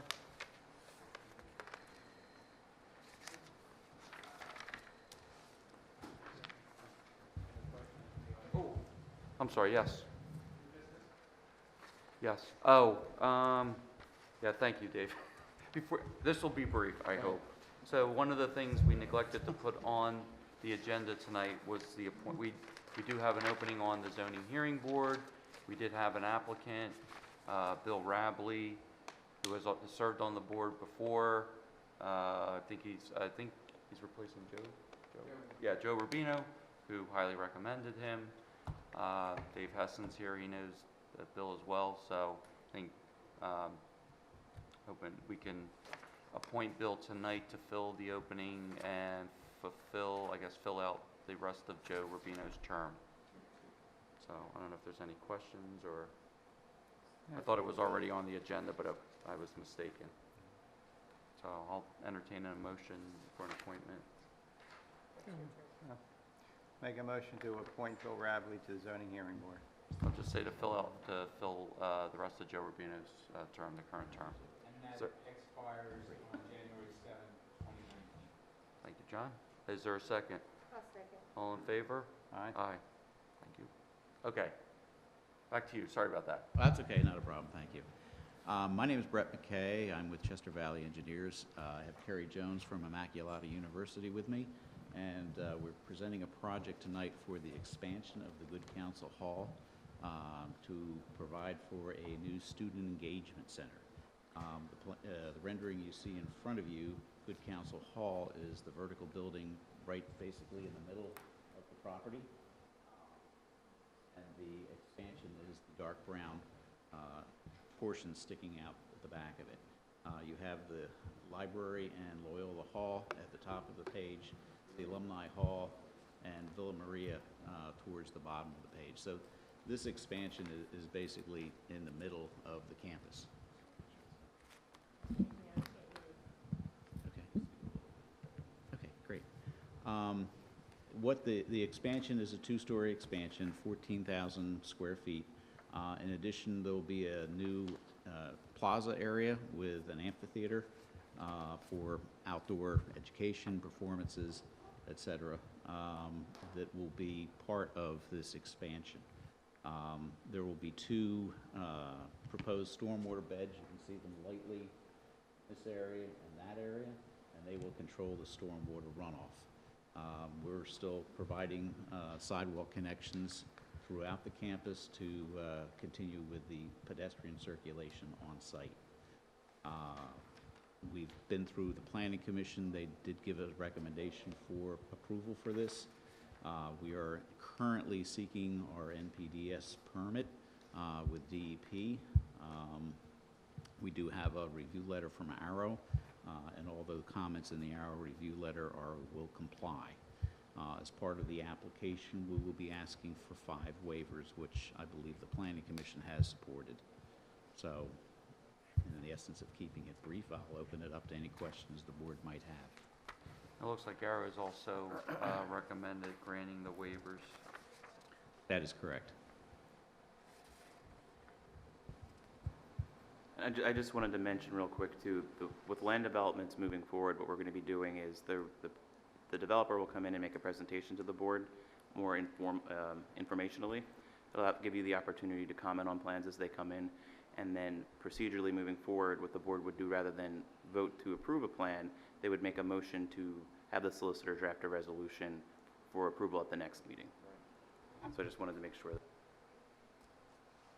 And the purpose of that is, when we draft a resolution, we have the benefit of consultants, we have the benefit of planning commission, we have the benefit of input from the applicant, but at that point, we've got no feedback from the board.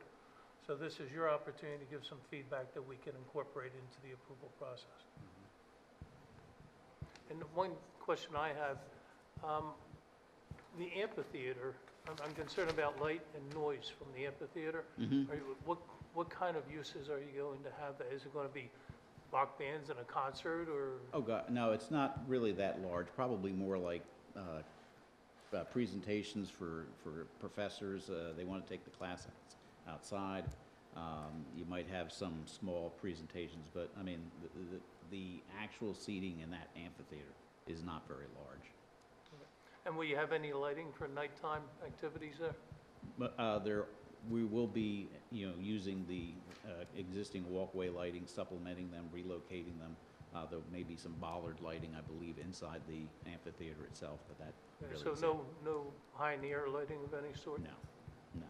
All right, thank you. The amphitheater's open, right? It's not covered? No. And is the bookstore in the new building? Yes. Okay. It's currently in good counsel. They're being relocated over to the expansion. Yeah, again, I guess another point I should have said, all the uses that are going into this are pretty much existing on campus already. So we're not expecting any increase in the student or the campus population as a result of this expansion.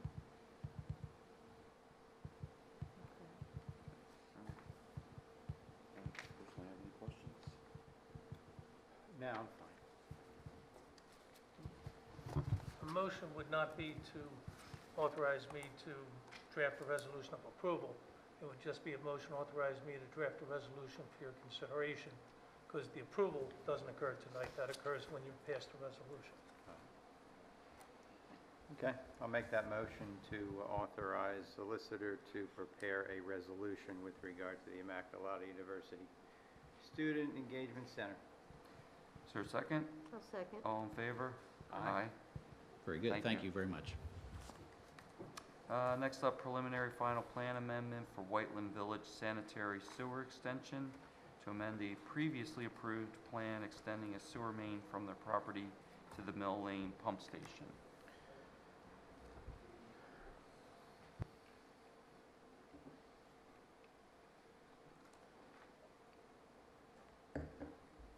I was just actually going to very briefly give you an update as to this project and its process moving forward.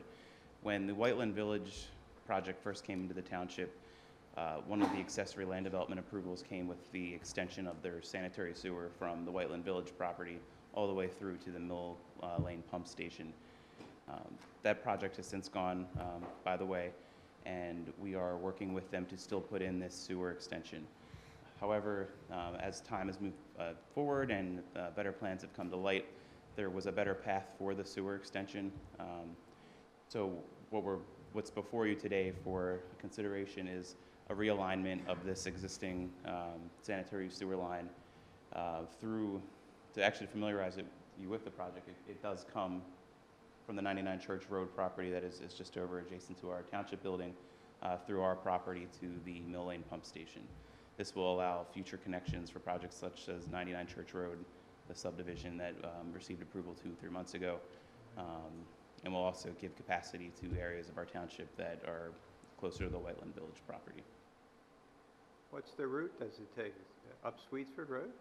This particular change actually takes place after 99 or after Church Road. It was the alignment that came through the 99 Church Road property down towards the Mill Lane pump station.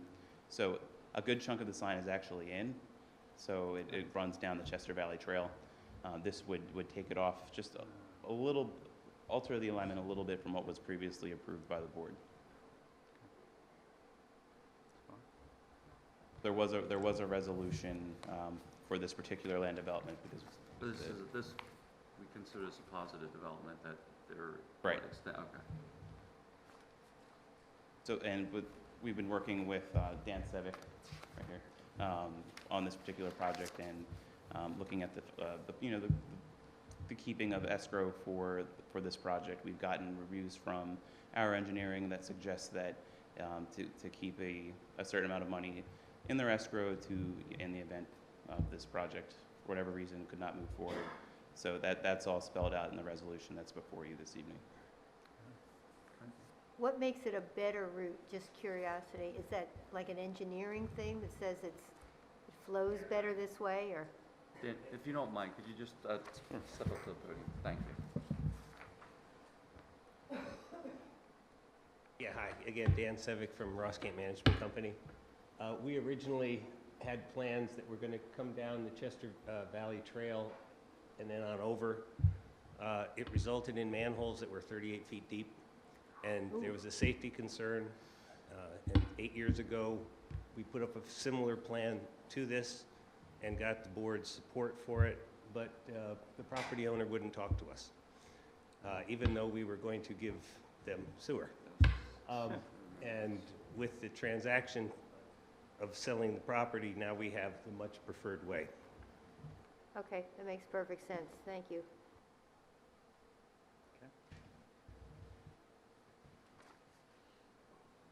So again, this is what, just a resolution we're going to, The reason why you have a resolution available for you tonight, that's contrasted to what we just did, is because this operates to the benefit of the township and it's being pushed by staff. no, I'm sorry, I guess mine was more of a technical question. Are we actually approving this You're tonight? or- approving the resolution. The resolution, okay. It's different than what we do with the others because this is one being That's why I driven was by staff. asking, okay. All right, thanks, Joe. All right. So we have a resolution on this one already. So, okay, yeah, because it doesn't say this on the agenda, so we are actually approving a resolution or considering approving a resolution for preliminary final plan amendment to the sewer extension. Is that what we're hearing? Correct. Yes. Okay. I don't know who's, Okay, I'll make a motion to approve the resolution for the preliminary final plan amendment for Whiteland Village Sanitary Sewer Extension to amend a previously approved plan extending the sewer main from their property to Mill Lane Pump Station.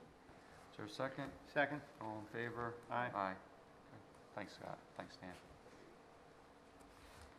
Next up, master plan for the Great Valley Corporate Center mixed-use development proposed on the north side of Route 29 containing 600 residential units, 820,000 square feet of office space. It's all part of the GVR zoning district. I'll just leave it at that.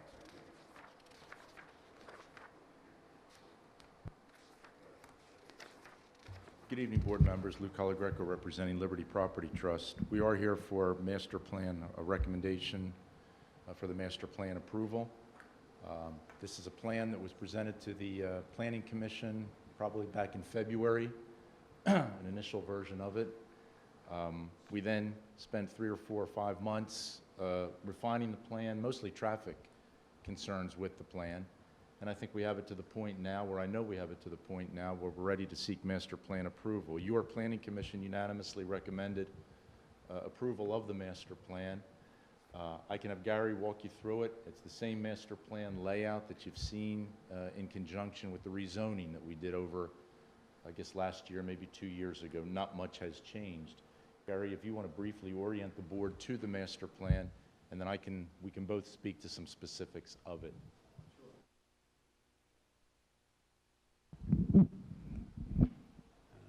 For benefit of the board, I'll use this screen here just to quickly lay out, just to orient you.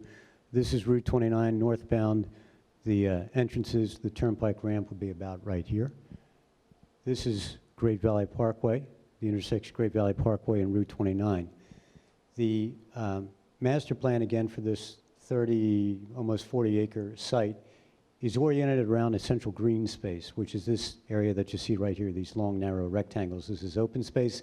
Part of it will be pavers, part of it will be green, grass, and all of the buildings in our proposed three-phase development are oriented around this green space. Phase one is essentially everything north of Great Valley Parkway all the way up to Flat Road, plus this building located right here. Now, we've color-coded the plan. The audience can see it there on the screens. You can see it here. And the color coding really is such that the light tan, goldenrod, whatever color you want to assign to these two buildings, these are the multifamily buildings. These are the that we've talked about. The multifamily developer will build this building and this building. So that's where the 600-some units of residential that you see on the description tonight. The light blue buildings are three of them. This building, and down here, this building. These are three office buildings, which is where we get the almost 800,000 square feet of office space. Again, probably 6 to 7 story office buildings, and their parking will be accommodated by parking decks, and there are 3 parking decks, one for each building, located right here. So basically, the parking for the office buildings is 100% structured.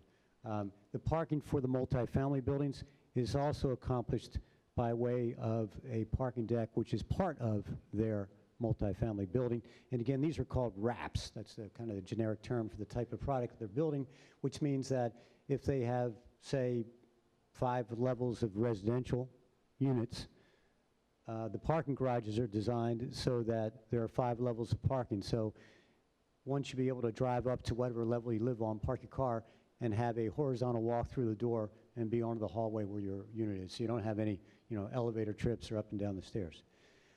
What you see, in addition, the multifamily buildings have a little bit of retail, which will be on the street level here at the corner.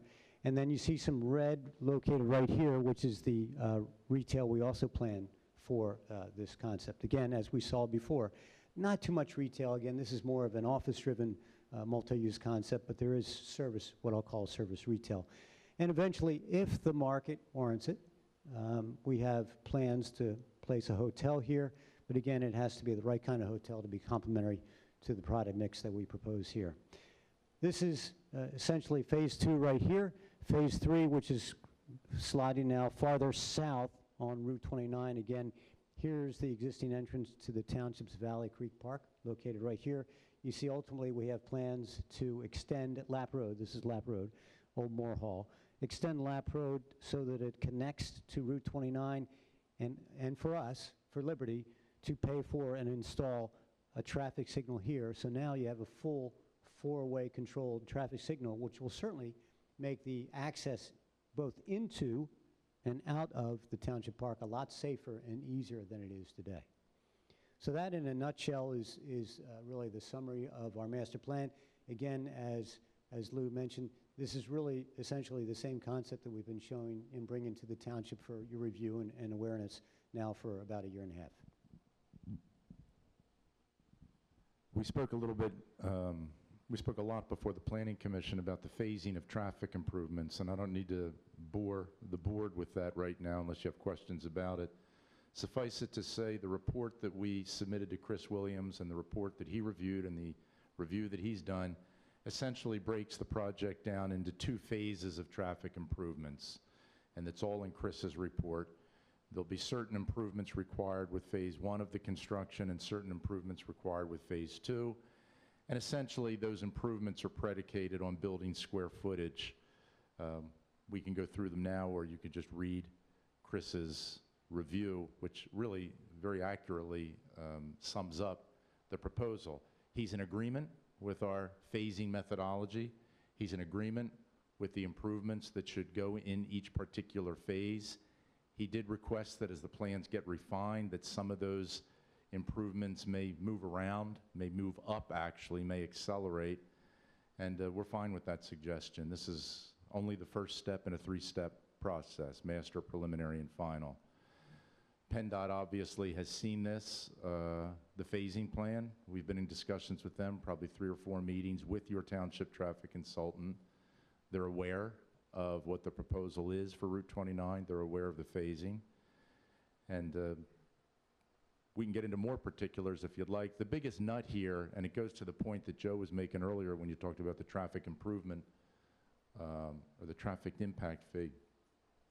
The biggest financial, one of the largest components, I shouldn't say the biggest, one of the largest components of this traffic improvement package really is off-site improvements being offered by Liberty to the entire signalization network along the 29 corridor from the Turnpike to Route 30. Obviously, our frontage is a small part of that roadway. And I think, Gary, if my math is correct, there were 18 traffic signals. 18 traffic signals right now that don't talk to each other all that well. And in conjunction with this plan, as we've said from day one with the rezoning, we're going to institute a signal optimization program where they'll all talk to each other in real time, computerization, much like they have down at the mall and the traffic signalization that's installed in one of Joe's other townships. So they work well. I think the systems work well. PennDOT thinks they work well. It's expensive. It's about a $2 million, nut to install that. But that will come in the first phase of traffic improvements. Since it's been brought to my attention that sketch is now mandatory, an argument can be made that this is tantamount to preliminary plan approval. What I generally like to do on a phased plan is show the phases at preliminary, and then at final, just file a final for a particular phase, and set up financial security commensurate with the improvements related to that phase. What do you recommend that we do here, since if a master plan is considered preliminary, don't I have to have this plan actually demarked as what's phased and what falls under what phase? I don't think you have to do it for the master plan. On the preliminary, we're going to be coming in. My concept of the master plan is that this is the way the ordinance requires a master plan showing how the site ultimately, the concept at least right now, would be developed. What we're going to be doing after the presuming master plan approval is coming in for land development approval in phases, like the preliminary land development plan, which follows this master plan, will probably be for the apartment buildings and maybe one office building, Gary, or is it just the apartment building? So all common area infrastructure and the first apartment building will be our first preliminary plan filing. If that's the way you want to proceed, I Yeah. actually like that more. I think it makes sense. I've But learned What I'm going to need some of to the other. do, though, I mean, you're familiar with the case law, what I'm going to need to do is have something in the resolution that the parties agree that this is not a preliminary plan. That's fine. That's fine with you? That's fine. No, this is a master plan to be followed by preliminary, to be followed by final. And to be honest with you, I said to the Planning Commission, this master plan, like other large projects in the township, will change. What we're looking at tonight, depending on market conditions, in 4 years from now, you might see some of these buildings turn into something else. But this is our best snapshot as to what we're making road improvement projections on at this time. Obviously, if there were to be more square footage here, although I don't know that that's possible, but if there were to be more, we might have to enter into a different traffic improvement regime. I don't think there'll be less, but Joe, that's the way we'll do it. I mean, that's the way I envision doing it, coming in for preliminary in phases. Yeah, if you're in agreement with, well, the preliminary would be one master preliminary plan, and then final would be each phase. Well, I think we're just going to engineer a phase, a preliminary. I don't think we're going to engineer the whole site with the preliminary land development plan. I think that the only thing that they're going to engineer for the preliminary plan, the first phase, is the apartment building But if we don't call this preliminary, then the 5-year vesting period I'm taking from your next preliminary plan submission. If it Well, doesn't the include the other phases, the master plan ordinance, I think for this district, allows for 10-year vesting of the master plan. And then following that, we're allowed to come in with preliminary plans consistent with the master plan. Obviously, if we were to file a preliminary plan that's different than this, the vesting would be off. We'd have to come back and file a new master plan, start all over again. But rather than engineer the whole site like we did at Worthington, and then find out that a lot of that money was wasted because we had to come back and re-engineer it, I think what we're going to do this, lesson learned with this application, this is the master plan, the concept plan, so to speak. If nothing were to change, we're vested for 10 years to get our entitlements and approvals and build this plan. That won't happen practically. It will change. I just can't envision it not changing. We're not that bright. Sorry, Gary. I'm not that bright. The client's very bright. So following the master plan, we're just going to come in with land development for what we're going to build in the first phase. And you'll attach traffic conditions to that first phase consistent with Chris Williams' recommendation. So you may not see preliminary land development for the rest of it for 2 years, or 18 months, or 1 year, depending on the market demand. as long as we're in agreement that this is not preliminary. This is not preliminary, That's no. fine. No, it is not. But for purposes of vesting you against the recently passed 209 resolution, I think the language in the current zoning ordinance protects you sufficiently. I think it would. I said to Gary, be careful what you ask for. We might want to be part of that 209 impact fee at the end of the day. I prefer it the other way. I'm sure you do.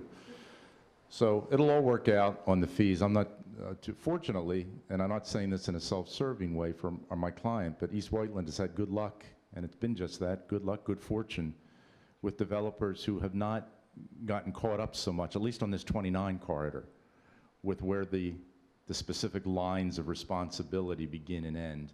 Fortunately, you have a bunch of clients who know you have to get people in and out of these places, or that it just doesn't work. Same thing with Outwater, same thing with Bryan down the road. Everybody did improvements well beyond what they were legally required to do, because that's just what you have to do now. So the impact fee, as far as this 29 corridor is concerned, I think we'll be in good shape no matter what you do as far as the traffic impact fee.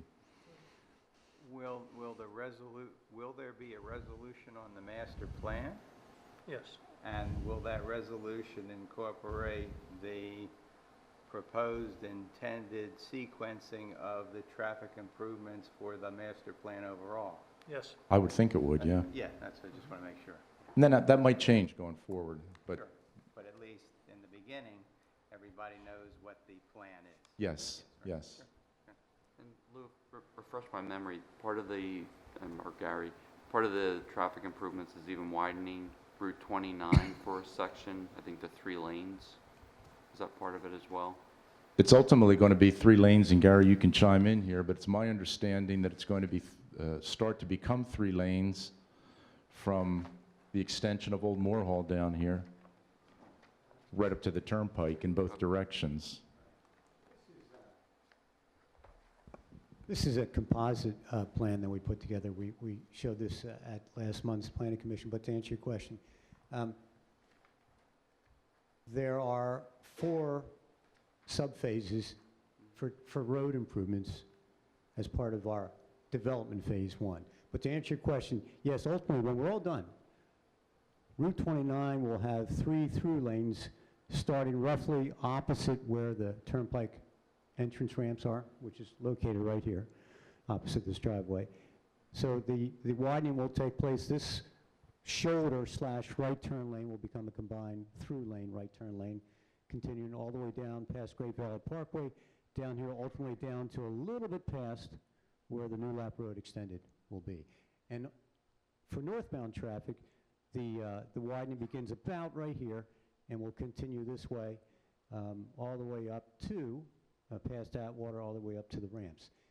And it's going to be really widened right here in the proximity to Great Valley Parkway, because you can see the green which represents the large medians that we want to install in the middle of 29 to help make crossing the street a lot safer, a lot more inviting. So that's a long answer to your very short question. Thank you.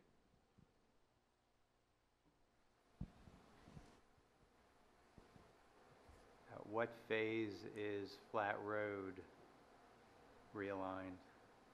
I know it's in here, but Start toggling through it. Next one. Okay. The answer, Mr. Orlow, is it'll be in Phase 1C. The green represents what we're going to do as Phase 1B. Phase 1A is really the first multifamily building, which is right here. Now, in order to build the first multifamily building, we're going to knock down the existing buildings that you see here. So, as it turns out, and again, the traffic engineers can explain this in greater detail than I ever will be able to, but if we replace 287,000 square feet of existing and empty, or existing office space with a 300-unit residential building, we've effectively reduced the amount of traffic. So for the first building there, no changes are going to take place with the start of the first building. But when we get to the second building, and again, this is, as Lou mentioned earlier, it's really tied to the amount of trips we generate. But the 1B will be putting some left turn lanes here from Great Valley onto Route 29, but also, and I want to point you to this, we'll also be doing the traffic signal adaptation as part of our Phase 1B. So that, changing the traffic signals for the 17 existing lights, and ultimately, when we put in this 18th one, for the 18th one, will come early on in the process. So you'll see the benefits of that long before you see much built here. Phase 1C, now, to your question, that was just the prologue I gave you, but the improvement in the widening of Flat Road becomes part of Phase 1C, which will include a little bit of a widening here on the west side of 29 for southbound traffic, and then the improvement of Flat Road and bringing it in to connect to the Great Valley Loop. And that we expect will probably be triggered by the start of the second building, which at least now, as we look at our crystal ball, the second building will probably be one of the office buildings.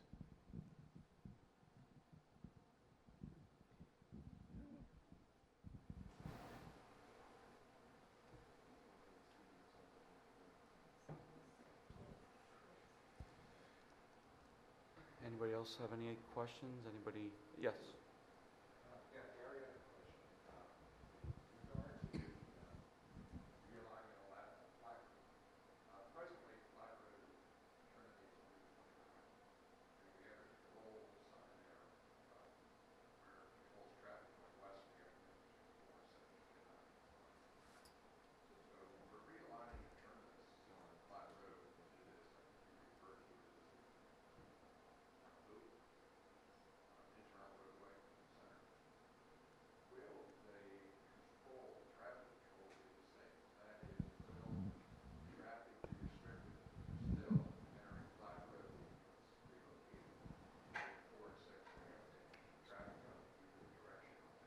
So I'm going to just repeat the question. So the question is, the current restriction of making a left on the Flat Road from Route 29 between 4 and 6, will that still be in effect with the Flat Road improvements?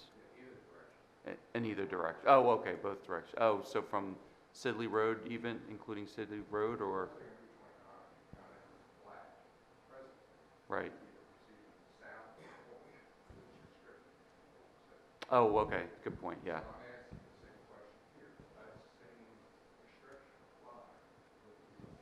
Right, I forgot it was a complete restriction, thank you. Yeah, so the question is, does the restriction from 4 to 6 p.m.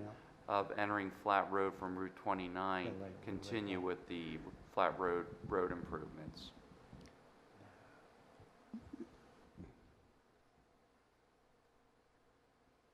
Does it work?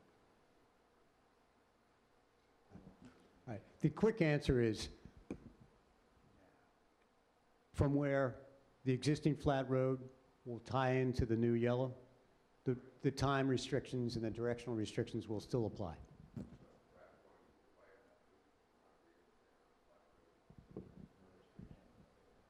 Right there, see where the cursor is?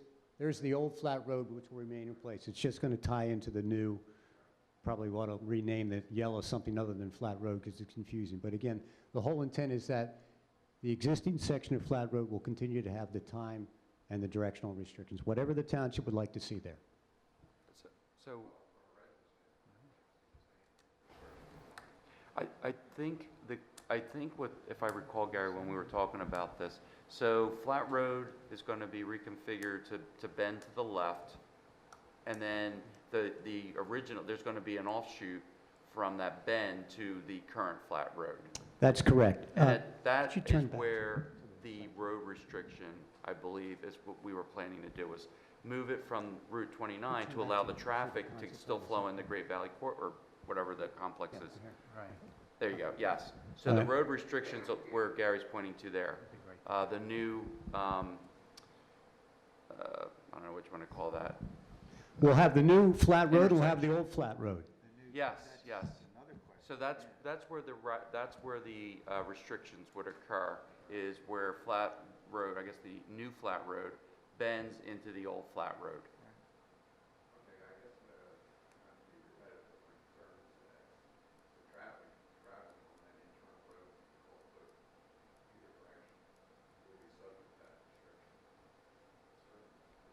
Yes, yes, yep. In fact, I think this is even better, the way that what they're proposing. Yeah, yep, I understand. Yeah, I think a lot of people have expressed that concern. Let the traffic people figure this out, but there is going to be 2 flat roads, right? Well, at some point, I guess we'll have to try to eliminate that confusion by renaming this section something else and continue to keep this as what everybody knows as flat road. Right, yeah, it's going to have to. So the phasing, again, Phase 1A is the apartment building. Yes. Phase 1B is only those traffic improvements, the signal system and that widening at Great Valley Parkway. This will be predicated by the kickoff of the second building. So all of our road improvements are tied to the traffic that's generated by the next building. The next building, whatever it is. Yes. If it's an office, if it's the second apartment, it's the second apartment. Yeah, and that may mean, as Lou indicated a few minutes ago, that may mean we may need to accelerate some of those improvements because whatever it is we're building has generated more traffic, which means we have to do more of the improvements. So you may see some of this happen sooner than later. Still feel the apartment market is strong enough? The developer that we've agreed in principle to do the multifamily feels is a very strong market for apartments of the kind that he wants to build here. Very positive on the market. Good. Any other questions from the audience or the board? Okay, thank you. Thank you.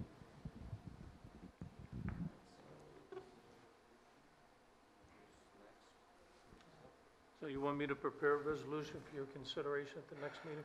Yeah, this is just an authorization to you prepare the resolution, right? That's Yep. right, yeah. And I so move, yes, yes, yes. Thank you. Okay, is there a second? All in favor? Aye. Thanks a lot. I'll Thank get you. this out to you ahead of time for your Okay. review. Thank you. And last but not least, final land development plan for towns at Malvern for 64 townhouses on Frame Avenue, split zoned R2 residential and VMX village mixed use. All right, good evening. I'm Vic Kelly with Commonwealth Engineers. I'm here with Scott Risbin of Plainbrook Partners. We were last before the board back in July when Resolution 21-2016 was passed for preliminary approval of the Town of Malvern's Section 2. Since then, we've been dotting i's and crossing t's. We've received written notice that our NPDS permit has been approved. We have a recommendation for final approval from the Planning Commission, and we have 2 new review letters which essentially are clean with recommendations for the waiver approvals, as well as some of the typical outstanding issues homeowners association documents, tri-party agreements, that sort of thing. So I think we're here to answer any questions, and if I understand the process correctly, to seek approval to recommend, or to write a resolution for approval, for final approval. Is that right procedurally? Consideration for a resolution. Now, I think we went over a lot of the waivers last time. I don't know if you had any additional questions Just a on quick those? question. What's your latest arrow letter? Is it September 23rd? Yes. Just want to make sure okay, just want to make sure we're reading the same letter. Yes. The roadway is going to be covered by the homeowners association, it's not going to be dedicated. Correct. Okay. Plowing, maintaining, resurfacing, the works. All that. Okay. So Yes, do we we have do a have a meeting for it. resolution on the sewer agreement? The sewer agreement has been submitted to Tom Kessler with our latest revisions, and that was done last week. It is not finalized, it has not been signed. Are you in favor of our changes? I believe so. We haven't heard anything to the contrary. Yeah, I thought you guys had most of the i's dotted and t's crossed on that as well. Okay. So, Joe, when you put together the resolution, do you include wording in there that references the arrow letter saying, hey, the waivers are accepted, and then the applicant would address any outstanding issues in the arrow letter?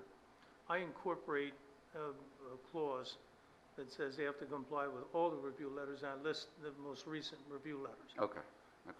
I also have a separate section saying a waiver is either granted or denied, and you just check off depending on what you do at the meeting. Okay. So each waiver will be listed on the resolution, and each review letter will be referenced. Okay. Thank you.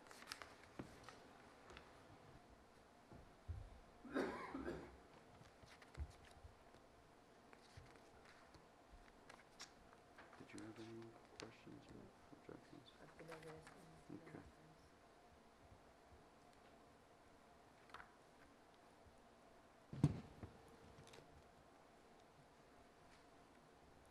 Okay. No. I personally don't have any questions. You good? So, all in. Good. Motion for, all right, so tell me if I'm doing this right. Just trying to hit you, Mark. Make a motion to draft a resolution for final land development for towns at Malvern, 64 townhouses on Frame Avenue, Village Mixed Use District. Is there a second? Second. All in favor? Aye. Thank you. Thanks. Have a good night. When you come back. Is there any other business, John, or anything else? Nothing from staff. All right. In that case, meeting adjourned. I apologize. Huzzah. I didn't realize. It was too late to change.